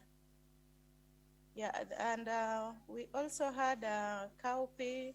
Other local vegetables were spider plant, jute mallow, amaranth that were being sold at higher volumes compared to vegetables like Ethiopian kale, which was not so much being sold in the region. So we also looked at the proportion of the vegetable that is being sold by the farmers. And from the study, we found that more than 50% of what the farmer plants is sold to different traders or consumers. So most of the vegetables that are planted, more than 50% are sold, and the rest may be consumed. Then we also try to look at where the farmers sell the vegetable, and we find that more than 80% of the farmers sold their vegetables to small-scale consumers. That is both in Mhaya and Sabatia. So we find that farmers have not taken advantage of the other available markets, which may be giving better returns, such as the supermarkets, and even maybe taking it to wholesalers, or even the collection centers where maybe they could get better markets. So we also looked at if the farmers were able to manage to satisfy the demand that is there for the local vegetables. And we find that over 70% of the farmers were not able to satisfy the market, despite the fact that the farmers sell more than 50% of what they produce. They are not able to satisfy the demand, that is both in Mhaya and Sabatia sub-counties. Then we also wanted to find out what happens when they cannot satisfy the demand, and what happens when the demand is low. So when the demand is high, the farmers mostly, and they cannot satisfy that market, then the farmers majority of the farmers, that is more than 80%, in both Mhaya and Sabatia, refer the farmers to their fellow farmers. And we have also a good percentage of farmers who do nothing about their clients or their customers. That is about 12%. So we found out also how the farmers behave when the demand is low, when they have more vegetable and no one is willing to buy. And we find that the farmers, the most common behavior of the farmers is to sell their produce, that is the local vegetable, at a low price. And others produce seed. They decide to leave it so that they can get seed out of it, while others give it to their livestock. So we also try to find out which are the demand months, and we found that the high demand periods ranges between November, December, coming to January, February, March, where the demand for the vegetables is high. So when you look at this, it goes against the normal production, the normal rain-fed production of the local vegetable and other crops, meaning the farmers, maybe they need to take advantage of the demand periods. So we tried to find out if the farmers do target production so that they can meet the high demand months, now that it appears it comes up during not the rainy season where they can plant. And we found that most of the farmers... Eunice, you still have 1 minute. Yeah, majority of the farmers do not do targeted production of their local vegetable. And especially in Sabatia, most of the farmers do not do, but overall, majority of the farmers, that is 57%, don't do targeted production. So in conclusion, we saw that most of the vegetables that were being grown were cowpea, nightshade, and jute mallow. And most of the vegetables that were sold were, again, cowpea, nightshade, and jute mallow. But we also see that over 60% of the farmers sold more than 50% of what they produce. However, 75% of these farmers were not able to meet the demand that is there during the peak season. So in conclusion, we said there is need for capacity building of farmers on various marketing concepts, such as tapping other market segments, such as supermarkets, schools, hotels, to increase their income from the sale of vegetables. And from the sale of vegetable, then there is need for capacity building on AIV business, that is local vegetable business development services. So thank you for listening to me, Sant. Okay, thank you, Eunice. I leave this opportunity for anybody who's participating to ask any question. So if you have any question, just ask.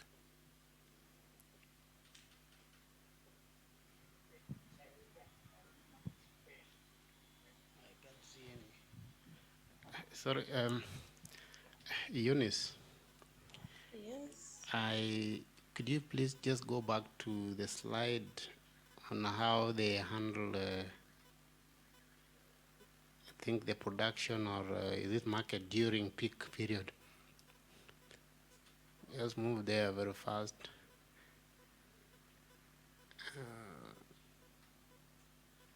I think there. So I'm just wondering, you see, during the high demand period, I can see three alternatives. One that is curiously missing is that they don't sell at a higher price. So I'm wondering, they must be very good people, because during low demand, they are able to they will lower the prices. But during high demand, they do nothing about it. Is that really the case? Okay, thank you for the question. That might not be the case, but in this case, we were just asking during the high demand period, what do they do during the high demand period, and they cannot satisfy their clients or their customers? What do they do? So I think that's why that did not feature, because we just wanted to know how they behave when they cannot satisfy their clients. But I agree, maybe we needed to follow up and ask, so when there is high demand, how do they behave when it comes to pricing? Okay, because there I can see you give freely. So why not raise the price? Any other question?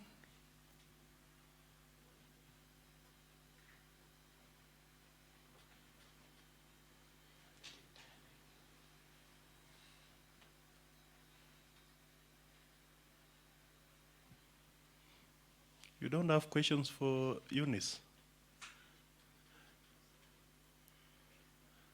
So Eunice, you are lucky, maybe, or your presentation was clear, so you don't have questions. So let's move to the next presenter. I hope Hulda is back. So if Hulda is not there, we go to Charimbu. Miriam. Yes, Chair. Yes, welcome. Thank you. I think she can stop sharing Yeah, so that I can. Eunice, can you stop sharing, please?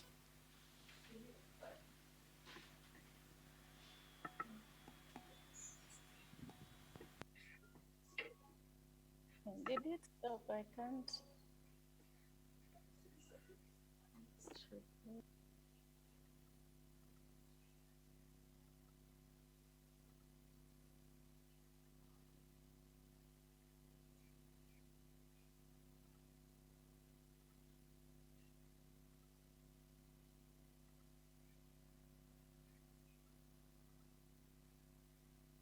Thank you, Chair. I hope you can hear me. Yes, we can hear you. Yeah, I'm presenting some research work that I'm doing, and it's on addressing the agricultural labor burden in Kenya by evaluating the use of human-centered design to improve the farmers' agricultural and tools. I'm working with Professor Susan White and Jennifer Olson and Professor Paul Kimulto. So to introduce my topic is that the farmers, smallholder farmers in Kenya are the greatest primary food producers. And in Africa, agriculture remains central to the continent in socio-economic development. Food production is difficult and is time consuming, and there is need to check out the new technologies that can improve farmers' efficiency, crop yields, and their income. Human-centered design is a framework that prioritizes the user needs in the design of the technologies.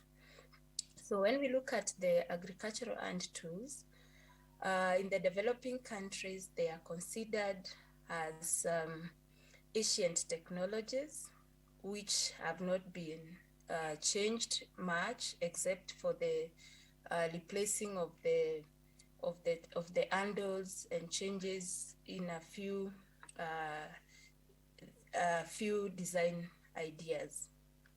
The existing approaches in designing the tools mainly focuses on one size fits all, and this does not accommodate the smallholder farmers' diverse conditions, incomes, labor needs, and also the crops that are grown, and also the knowledge that the farmers already have.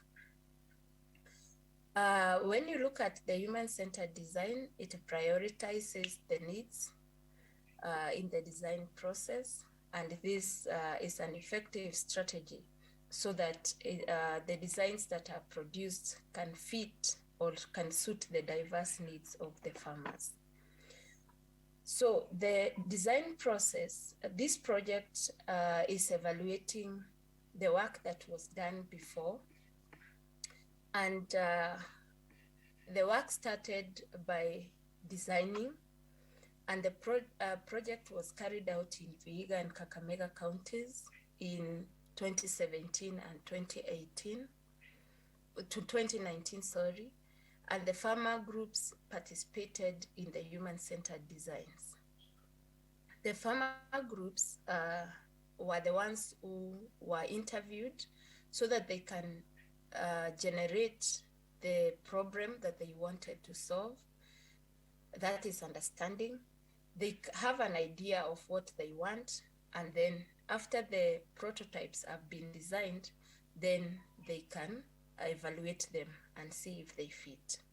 So they started by having workshops where the farmers themselves designed the tools.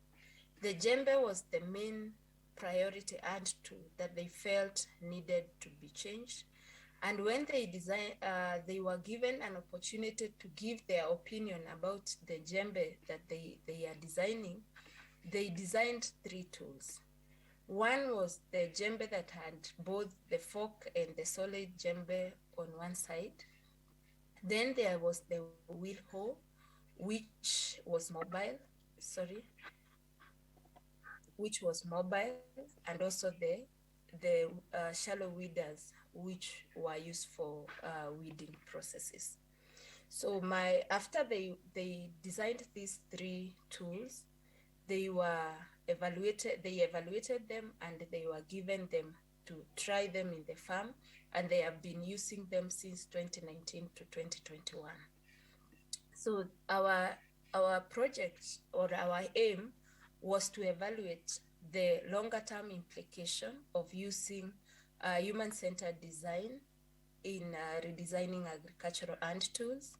And we were considering the following factors: that is the labor efficiency of the tools that were designed, the impact of these tools on the environment, especially on soil health and also crop production, the impact on the health of the farmers, the adoption status, whether the farmers are still using them, and the farmers' opinion about these tools when they had used them for about 3 or 4 years.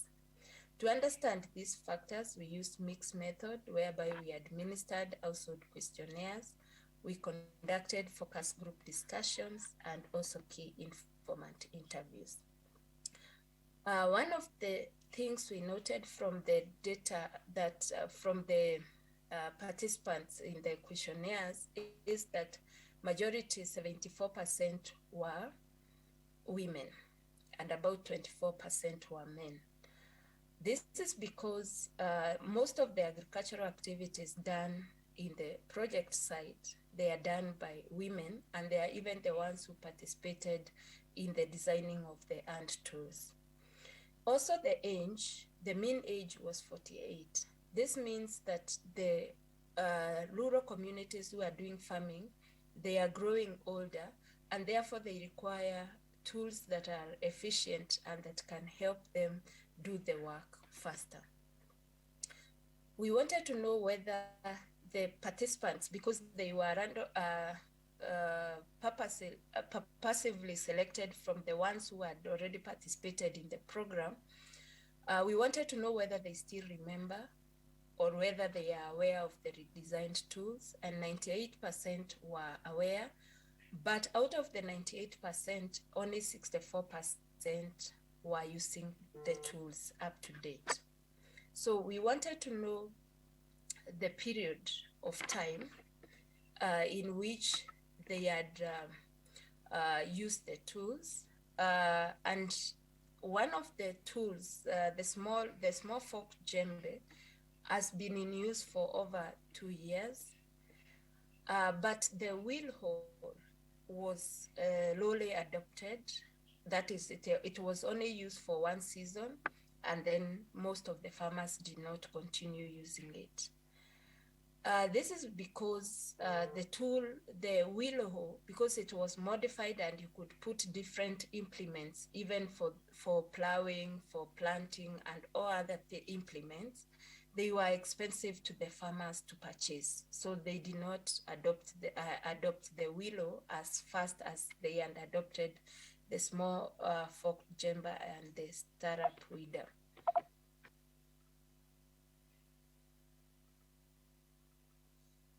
We also wanted to know about the durability of these tools when they were designed. So we compared with the ordinary tools, the tools that they obtain from they just buy from the market, which are ready-made, and the ones which were redesigned. When they were redesigned, they were made by the local juakali industry, and we saw that they never replaced, especially the small fork djembe, they never replaced the weeder and the startup weeder. But sometimes they would replace maybe the handle once a year or every 2 years. But when you look at the data for the ordinary tools, you see that the ordinary tools are replaced like every season, and once a year at least they have to replace them. And the blue color shows the maintenance, how they are maintained. So this informed us that the ones which were redesigned and they designed and made locally, they lasted longer than when they buy them from the market.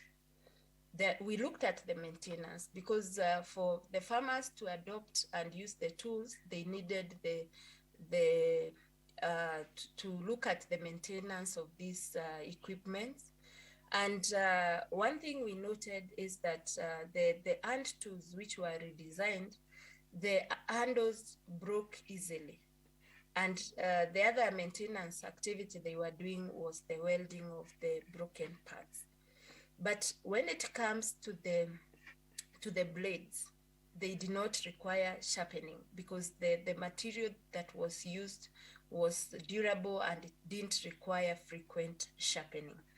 But also, when you look at the 3 main maintenance activities that are done, is like the broken handle, the blade sharpening, and also the welding in the ordinary tools. So we also wanted to know the opinion of the farmers on the impact of these tools on the crop yield, the environment, and also the labor efficiency. About 65% felt they improved the soil health conditions, they reduced the fatigue and back pain, and also reduced the cost of labor, which was used, which is normally paid for. When it comes to the shallow weeder, which was one of the tools that they designed, it was the highest because it earned 69% because of soil moisture conservation, because the shallow weeders did not stir the soil, it just removed the weeds that were occurring on the field.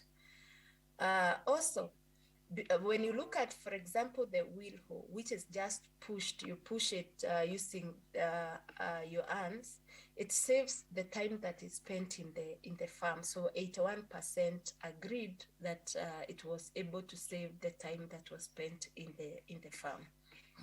However, about a number like 8% did not agree that it reduces the labor cost. This is because they had to incur the initial cost of buying the tools, or they considered the cost of the tools when they are newly acquired. So they felt even if it saves the labor cost afterwards on daily basis, but overall they felt it did not save the cost of, reduce the cost of production. On whether it encouraged the youth, 1 minute. also 8% felt that it did not encourage the youth because the youth have other considerations that they make when they want to participate in agriculture. So we looked at other factors that influence the adoption of these new tools and the socio-economic characteristics. One was the cost of production and also the education level. The institutional characteristic is that the information, the access to information, because those who had more access to the extension officers and explained to them about the tools, they adopted them very easily. Other factors, the farm characteristic is the soil, because those with loam soil adopted the wheel hoe very fast, but those with clay soils preferred the small jembes because the soil was sticking on the tools and they were not able to do the work well. The shallow weeders were mainly preferred because of conservation agriculture, because they were able to conserve the moisture. So in conclusion, we note that the redesigned tools were adopted up to 68% in the project areas. They were durable when they are compared to the ordinary tools. And our focus was to make a conclusion on whether human-centered design process worked in redesigning agricultural hand tools, and these can be applied in other areas, especially for the non-digital technologies, which are considered ancient, because human-centered design is considered most especially when it comes to digital technologies. I would want to acknowledge Egerton University for the opportunity, and Alliance for African Partnership and Michigan State University for funding this research. Thank you for listening. Back to you, Chair. Okay, thank you, Miriam, for your nice presentation. So I leave this time for questions and answers. And there is one question here from Lele. Were the fields under conservation agriculture? That is what Lele is asking. Not all the fields were under conservation agriculture, but some of the farmers who were evaluated in the program or who participated in the project were practicing conservation agriculture. So those who were doing conservation agriculture really preferred the startup weeder because it reduced the moisture, the alterations in the soil. So not all the farmers were doing conservation agriculture, some were doing, others were not doing. Okay, maybe I can ask you one question. Yes. There is a figure where you showed that 81% saves time in the farm.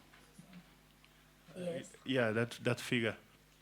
Yes. So I was wondering, that is which implement? The one, sorry, I did not separate the tools, sorry, on that. On this case, I was considering all the tools combined. That is the Startup Winder, the wheel hoe, and the small jembe. But I think in future I can separate for each of the Okay, tools. okay. Sawa. Oh, so how long was the project? The initial project was in 2017 to 2019. Recording stopped. And then now I came to evaluate the results of the project in 2021. Okay. Any other question from the audience? So there is a question also from Lele. Did you take videos to show their use? Yes, if I had the chance, I would have played the videos. I have videos of them working in the farm and using the tools in the farm. Maybe I can share another time. And what about the cost for those redesigned equipment, implements? Especially the wheeler. Let me check. The Recording in progress. The small jembe were costing just like 300 shillings. The willow is the most expensive. It was the one that was costing about 4,500 to 6,000, depending on the juakali who made the tool. So the costs ranged from the small weeders to 300 shillings, even 180 for the shallow weeders, but the wheel hoe is the one that was more expensive. Any other question?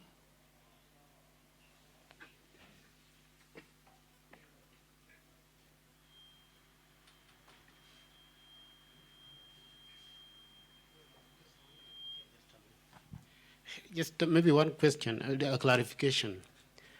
I saw one of the tools, especially that forked jembe.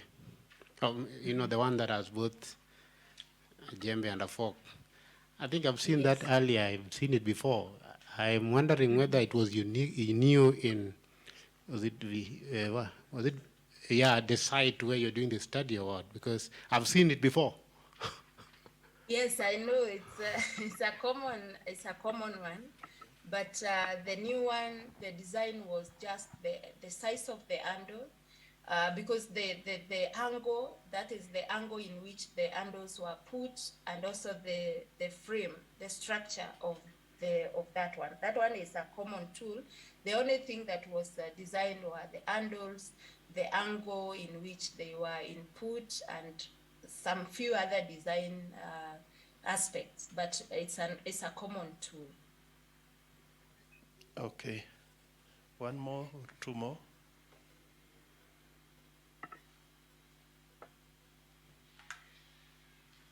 So since we don't have any other question, maybe we can move to the last, is it the last presenter? Or we have Karani? Has Karani joined? And Hulda?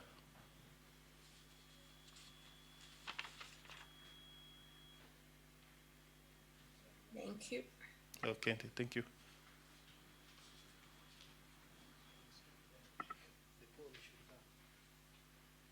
Do you have Hulda back? So since we don't have any other presenter, we want to move to the last part of it.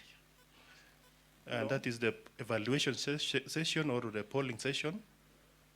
And before you exit, there will be a pop-up where you have to get a chance of evaluating the session. And if you want to join any other session which is going on, you are free to do that.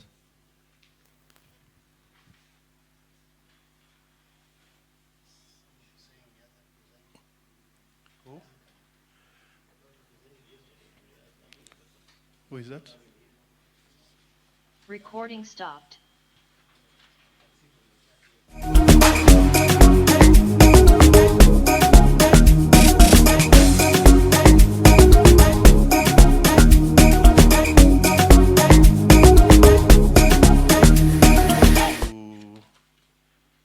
Do the poll, you do the evaluation for the session. The ICT officer will assist you in that. Can you hear me?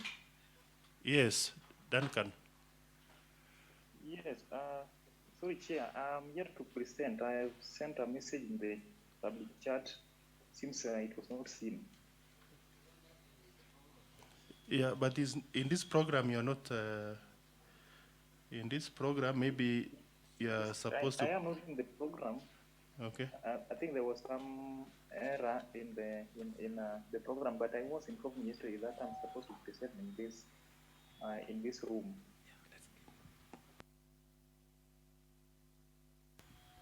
So if you are ready, I'm told that you can present.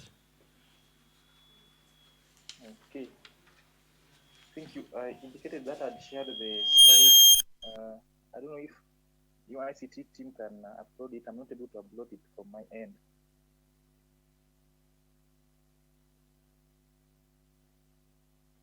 Then can you continue, please? Yes, Just share I'm your slides. Just share your slides. Sorry, Chair, I'm using a phone, so that's why I had shared so that you could upload from your side. Okay, a minute here. A minute, please. Okay, thank you.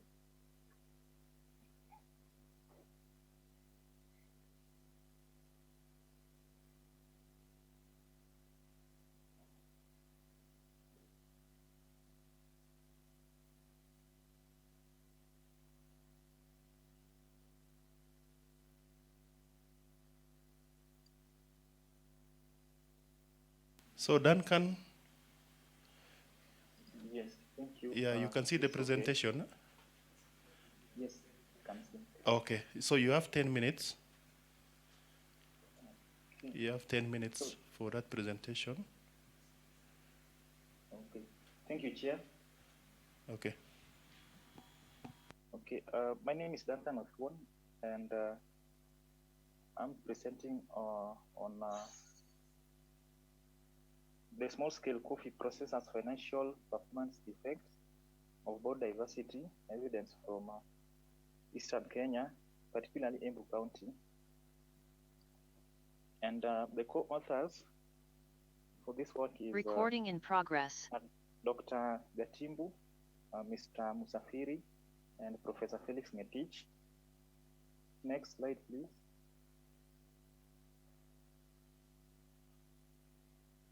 That's the outline for this presentation. The next one. So to the introduction, we first appreciate the importance of the manufacturing sector in the development of economies across the world. And this sector is mainly driven by agriculture and service sectors, and it contributes significantly to the growth of the country's GDP, as well as foreign exchange earnings. But in the last 2 decades, the manufacturing sector has seen a decline, or rather declining trends, and declining growth of agro-processing industry has been one of the causes for the declining growth of the manufacturing sector. We also appreciate that board diversification has been an emerging trend in trying to improve organizations' performance, and this also helps the firm to objectively decide on financial matters so that they are able to have enough cash flow to meet their operating expenses. We also note that well-diversified board is a key determinant to financial performance. And therefore, we in this study, we evaluated the effect of board diversity on the financial performance of coffee processors in Embu County. Next slide.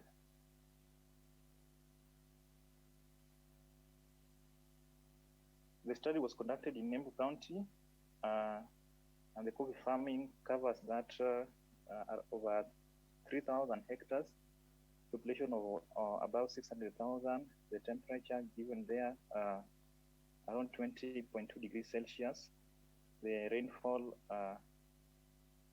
range also as projected, the also altitude range.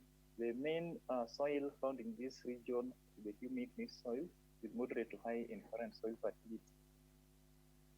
Next slide.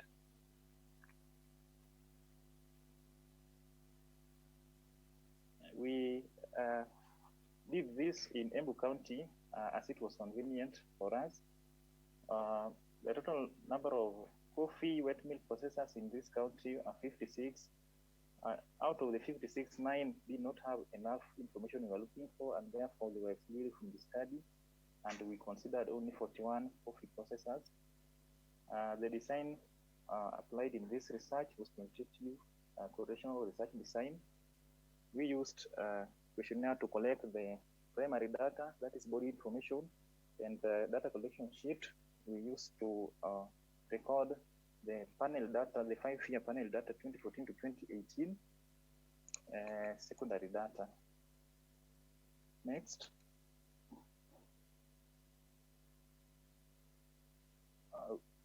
We employed, we used data in conducting our analysis, and diagnostic tests were done using correlations and multivariate tests, and we employed two-stage least square regression analysis to analyze the effect of board diversity on financial performance of coffee wet milk processors in Embu County. Next.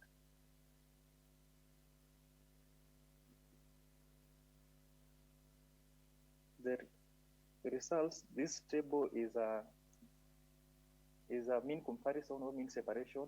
We classified these wet mills based on two parameters. One is whether they were diverse, whether they were gender diverse or not, and that is what is indicated by GD, gender diverse, and NGD, meaning non-gender diverse. We also categorize the firms based on CEO duality. That is what is meant by CEOD, and CEO non-duality. The CEO duality in this case meant that the CEO of the wet mill was also the secretary to the board. And in cases where that was not happening, that one we refer to as CEO non-duality. And therefore, when we compare the means, as you can see where we are having the greens in the first categorization of gender diversity, we noted that the gender diverse boards had bigger board size, compared to farms with, sorry, just back, the previous slide. And the board size, board age, proportional of independent board members, PIBM, and proportional of female board members, PFBM, trainings and education. In all those parameters, we found that gender diverse boards were greater than non-gender diverse coffee wet mills. The same applies to when we look at CEO duality and non-CEO duality. As you can see the difference, that is C minus D. You can see where we have marked green and red, the ones which were significant. Next slide.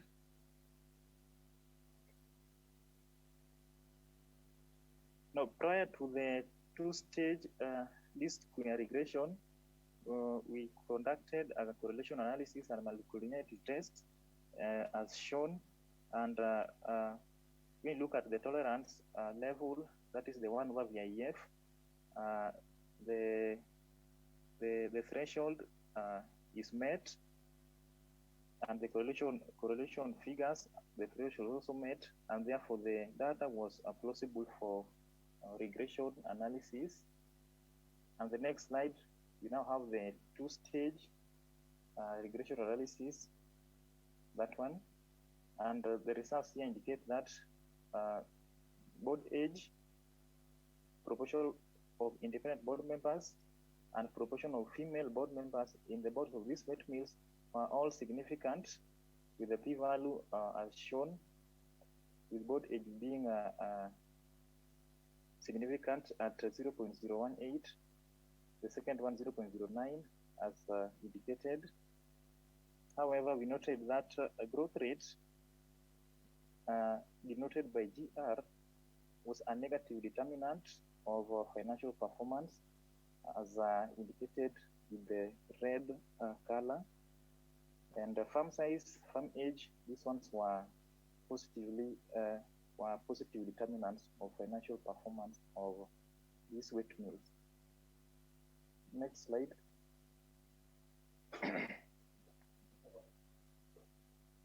And now, to conclusion, we conclude that these wet mills increase in the proportion of female board members and proportion of independent board members, and the age diversity are important in improving financial performance of coffee wet mills, and therefore recommend the following: that policymakers should diversify the boards based on gender, age, and body dependence so as to enhance their performance.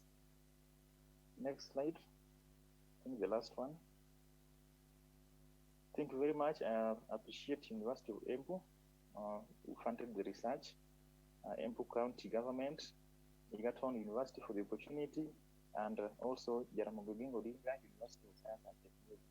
Thank you for listening to me. Okay, thank you, Duncan, for your nice presentation. I leave this chance to the audience or participants to ask some few questions. So if you have any question, can you please ask?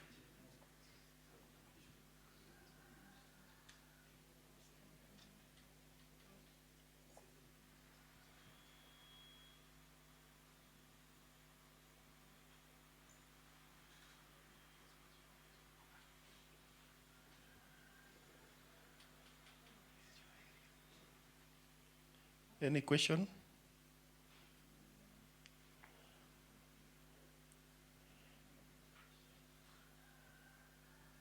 So maybe the presentation was clear, and maybe they don't have any question. But maybe you can elaborate more on the last table where you said GR had a negative effect.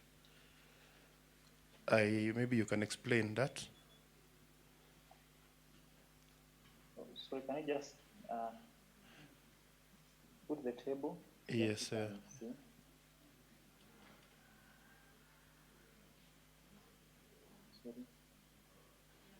Yeah, that GR.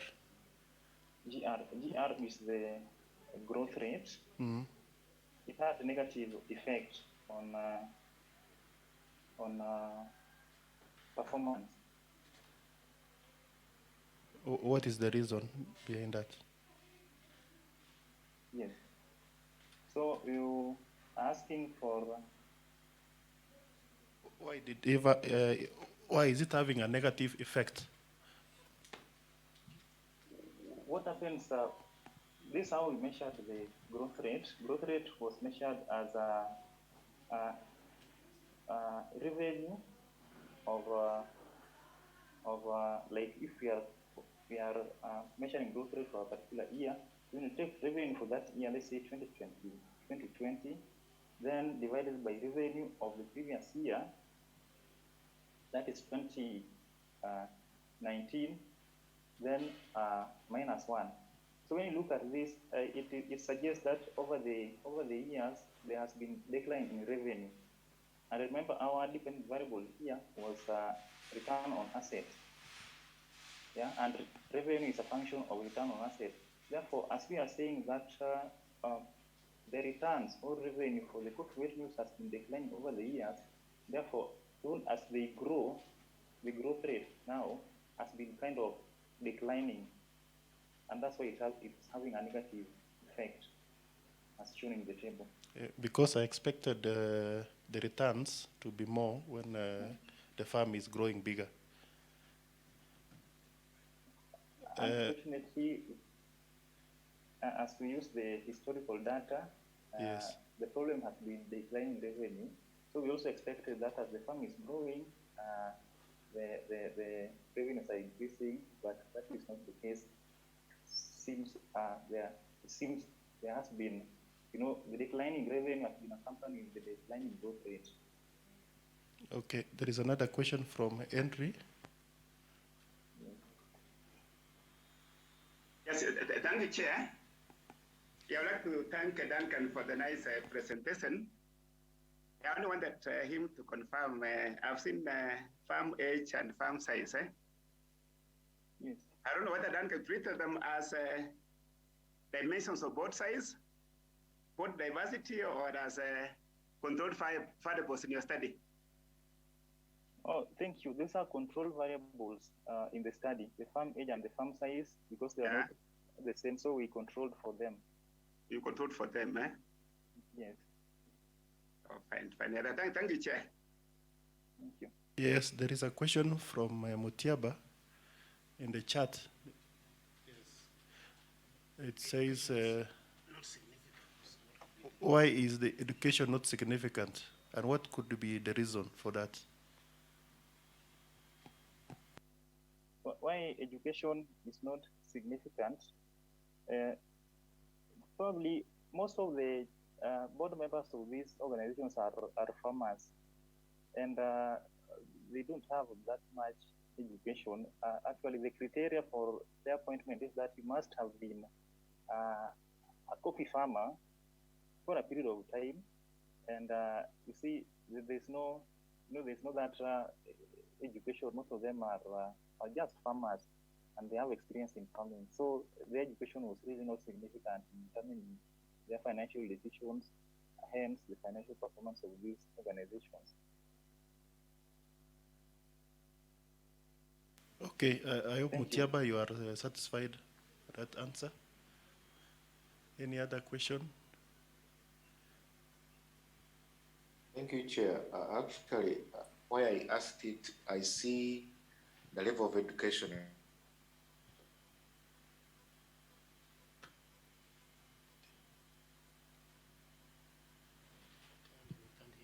We can't hear you, Mutiaba.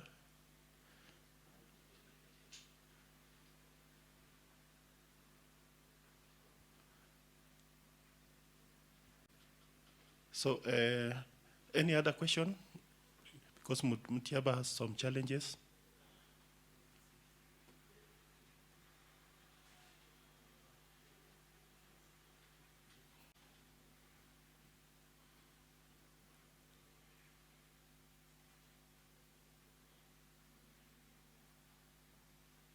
Reconnect.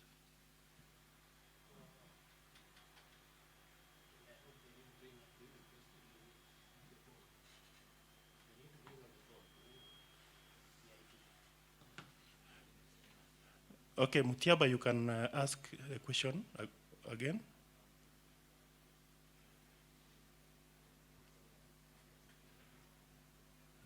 Recording in progress. They went milling, then we could have gone ahead to examine the education level of those people who are doing the operations now, the processing. But in this case, it was purely board members. Thank you. Okay, thank you. Any question before we close the session?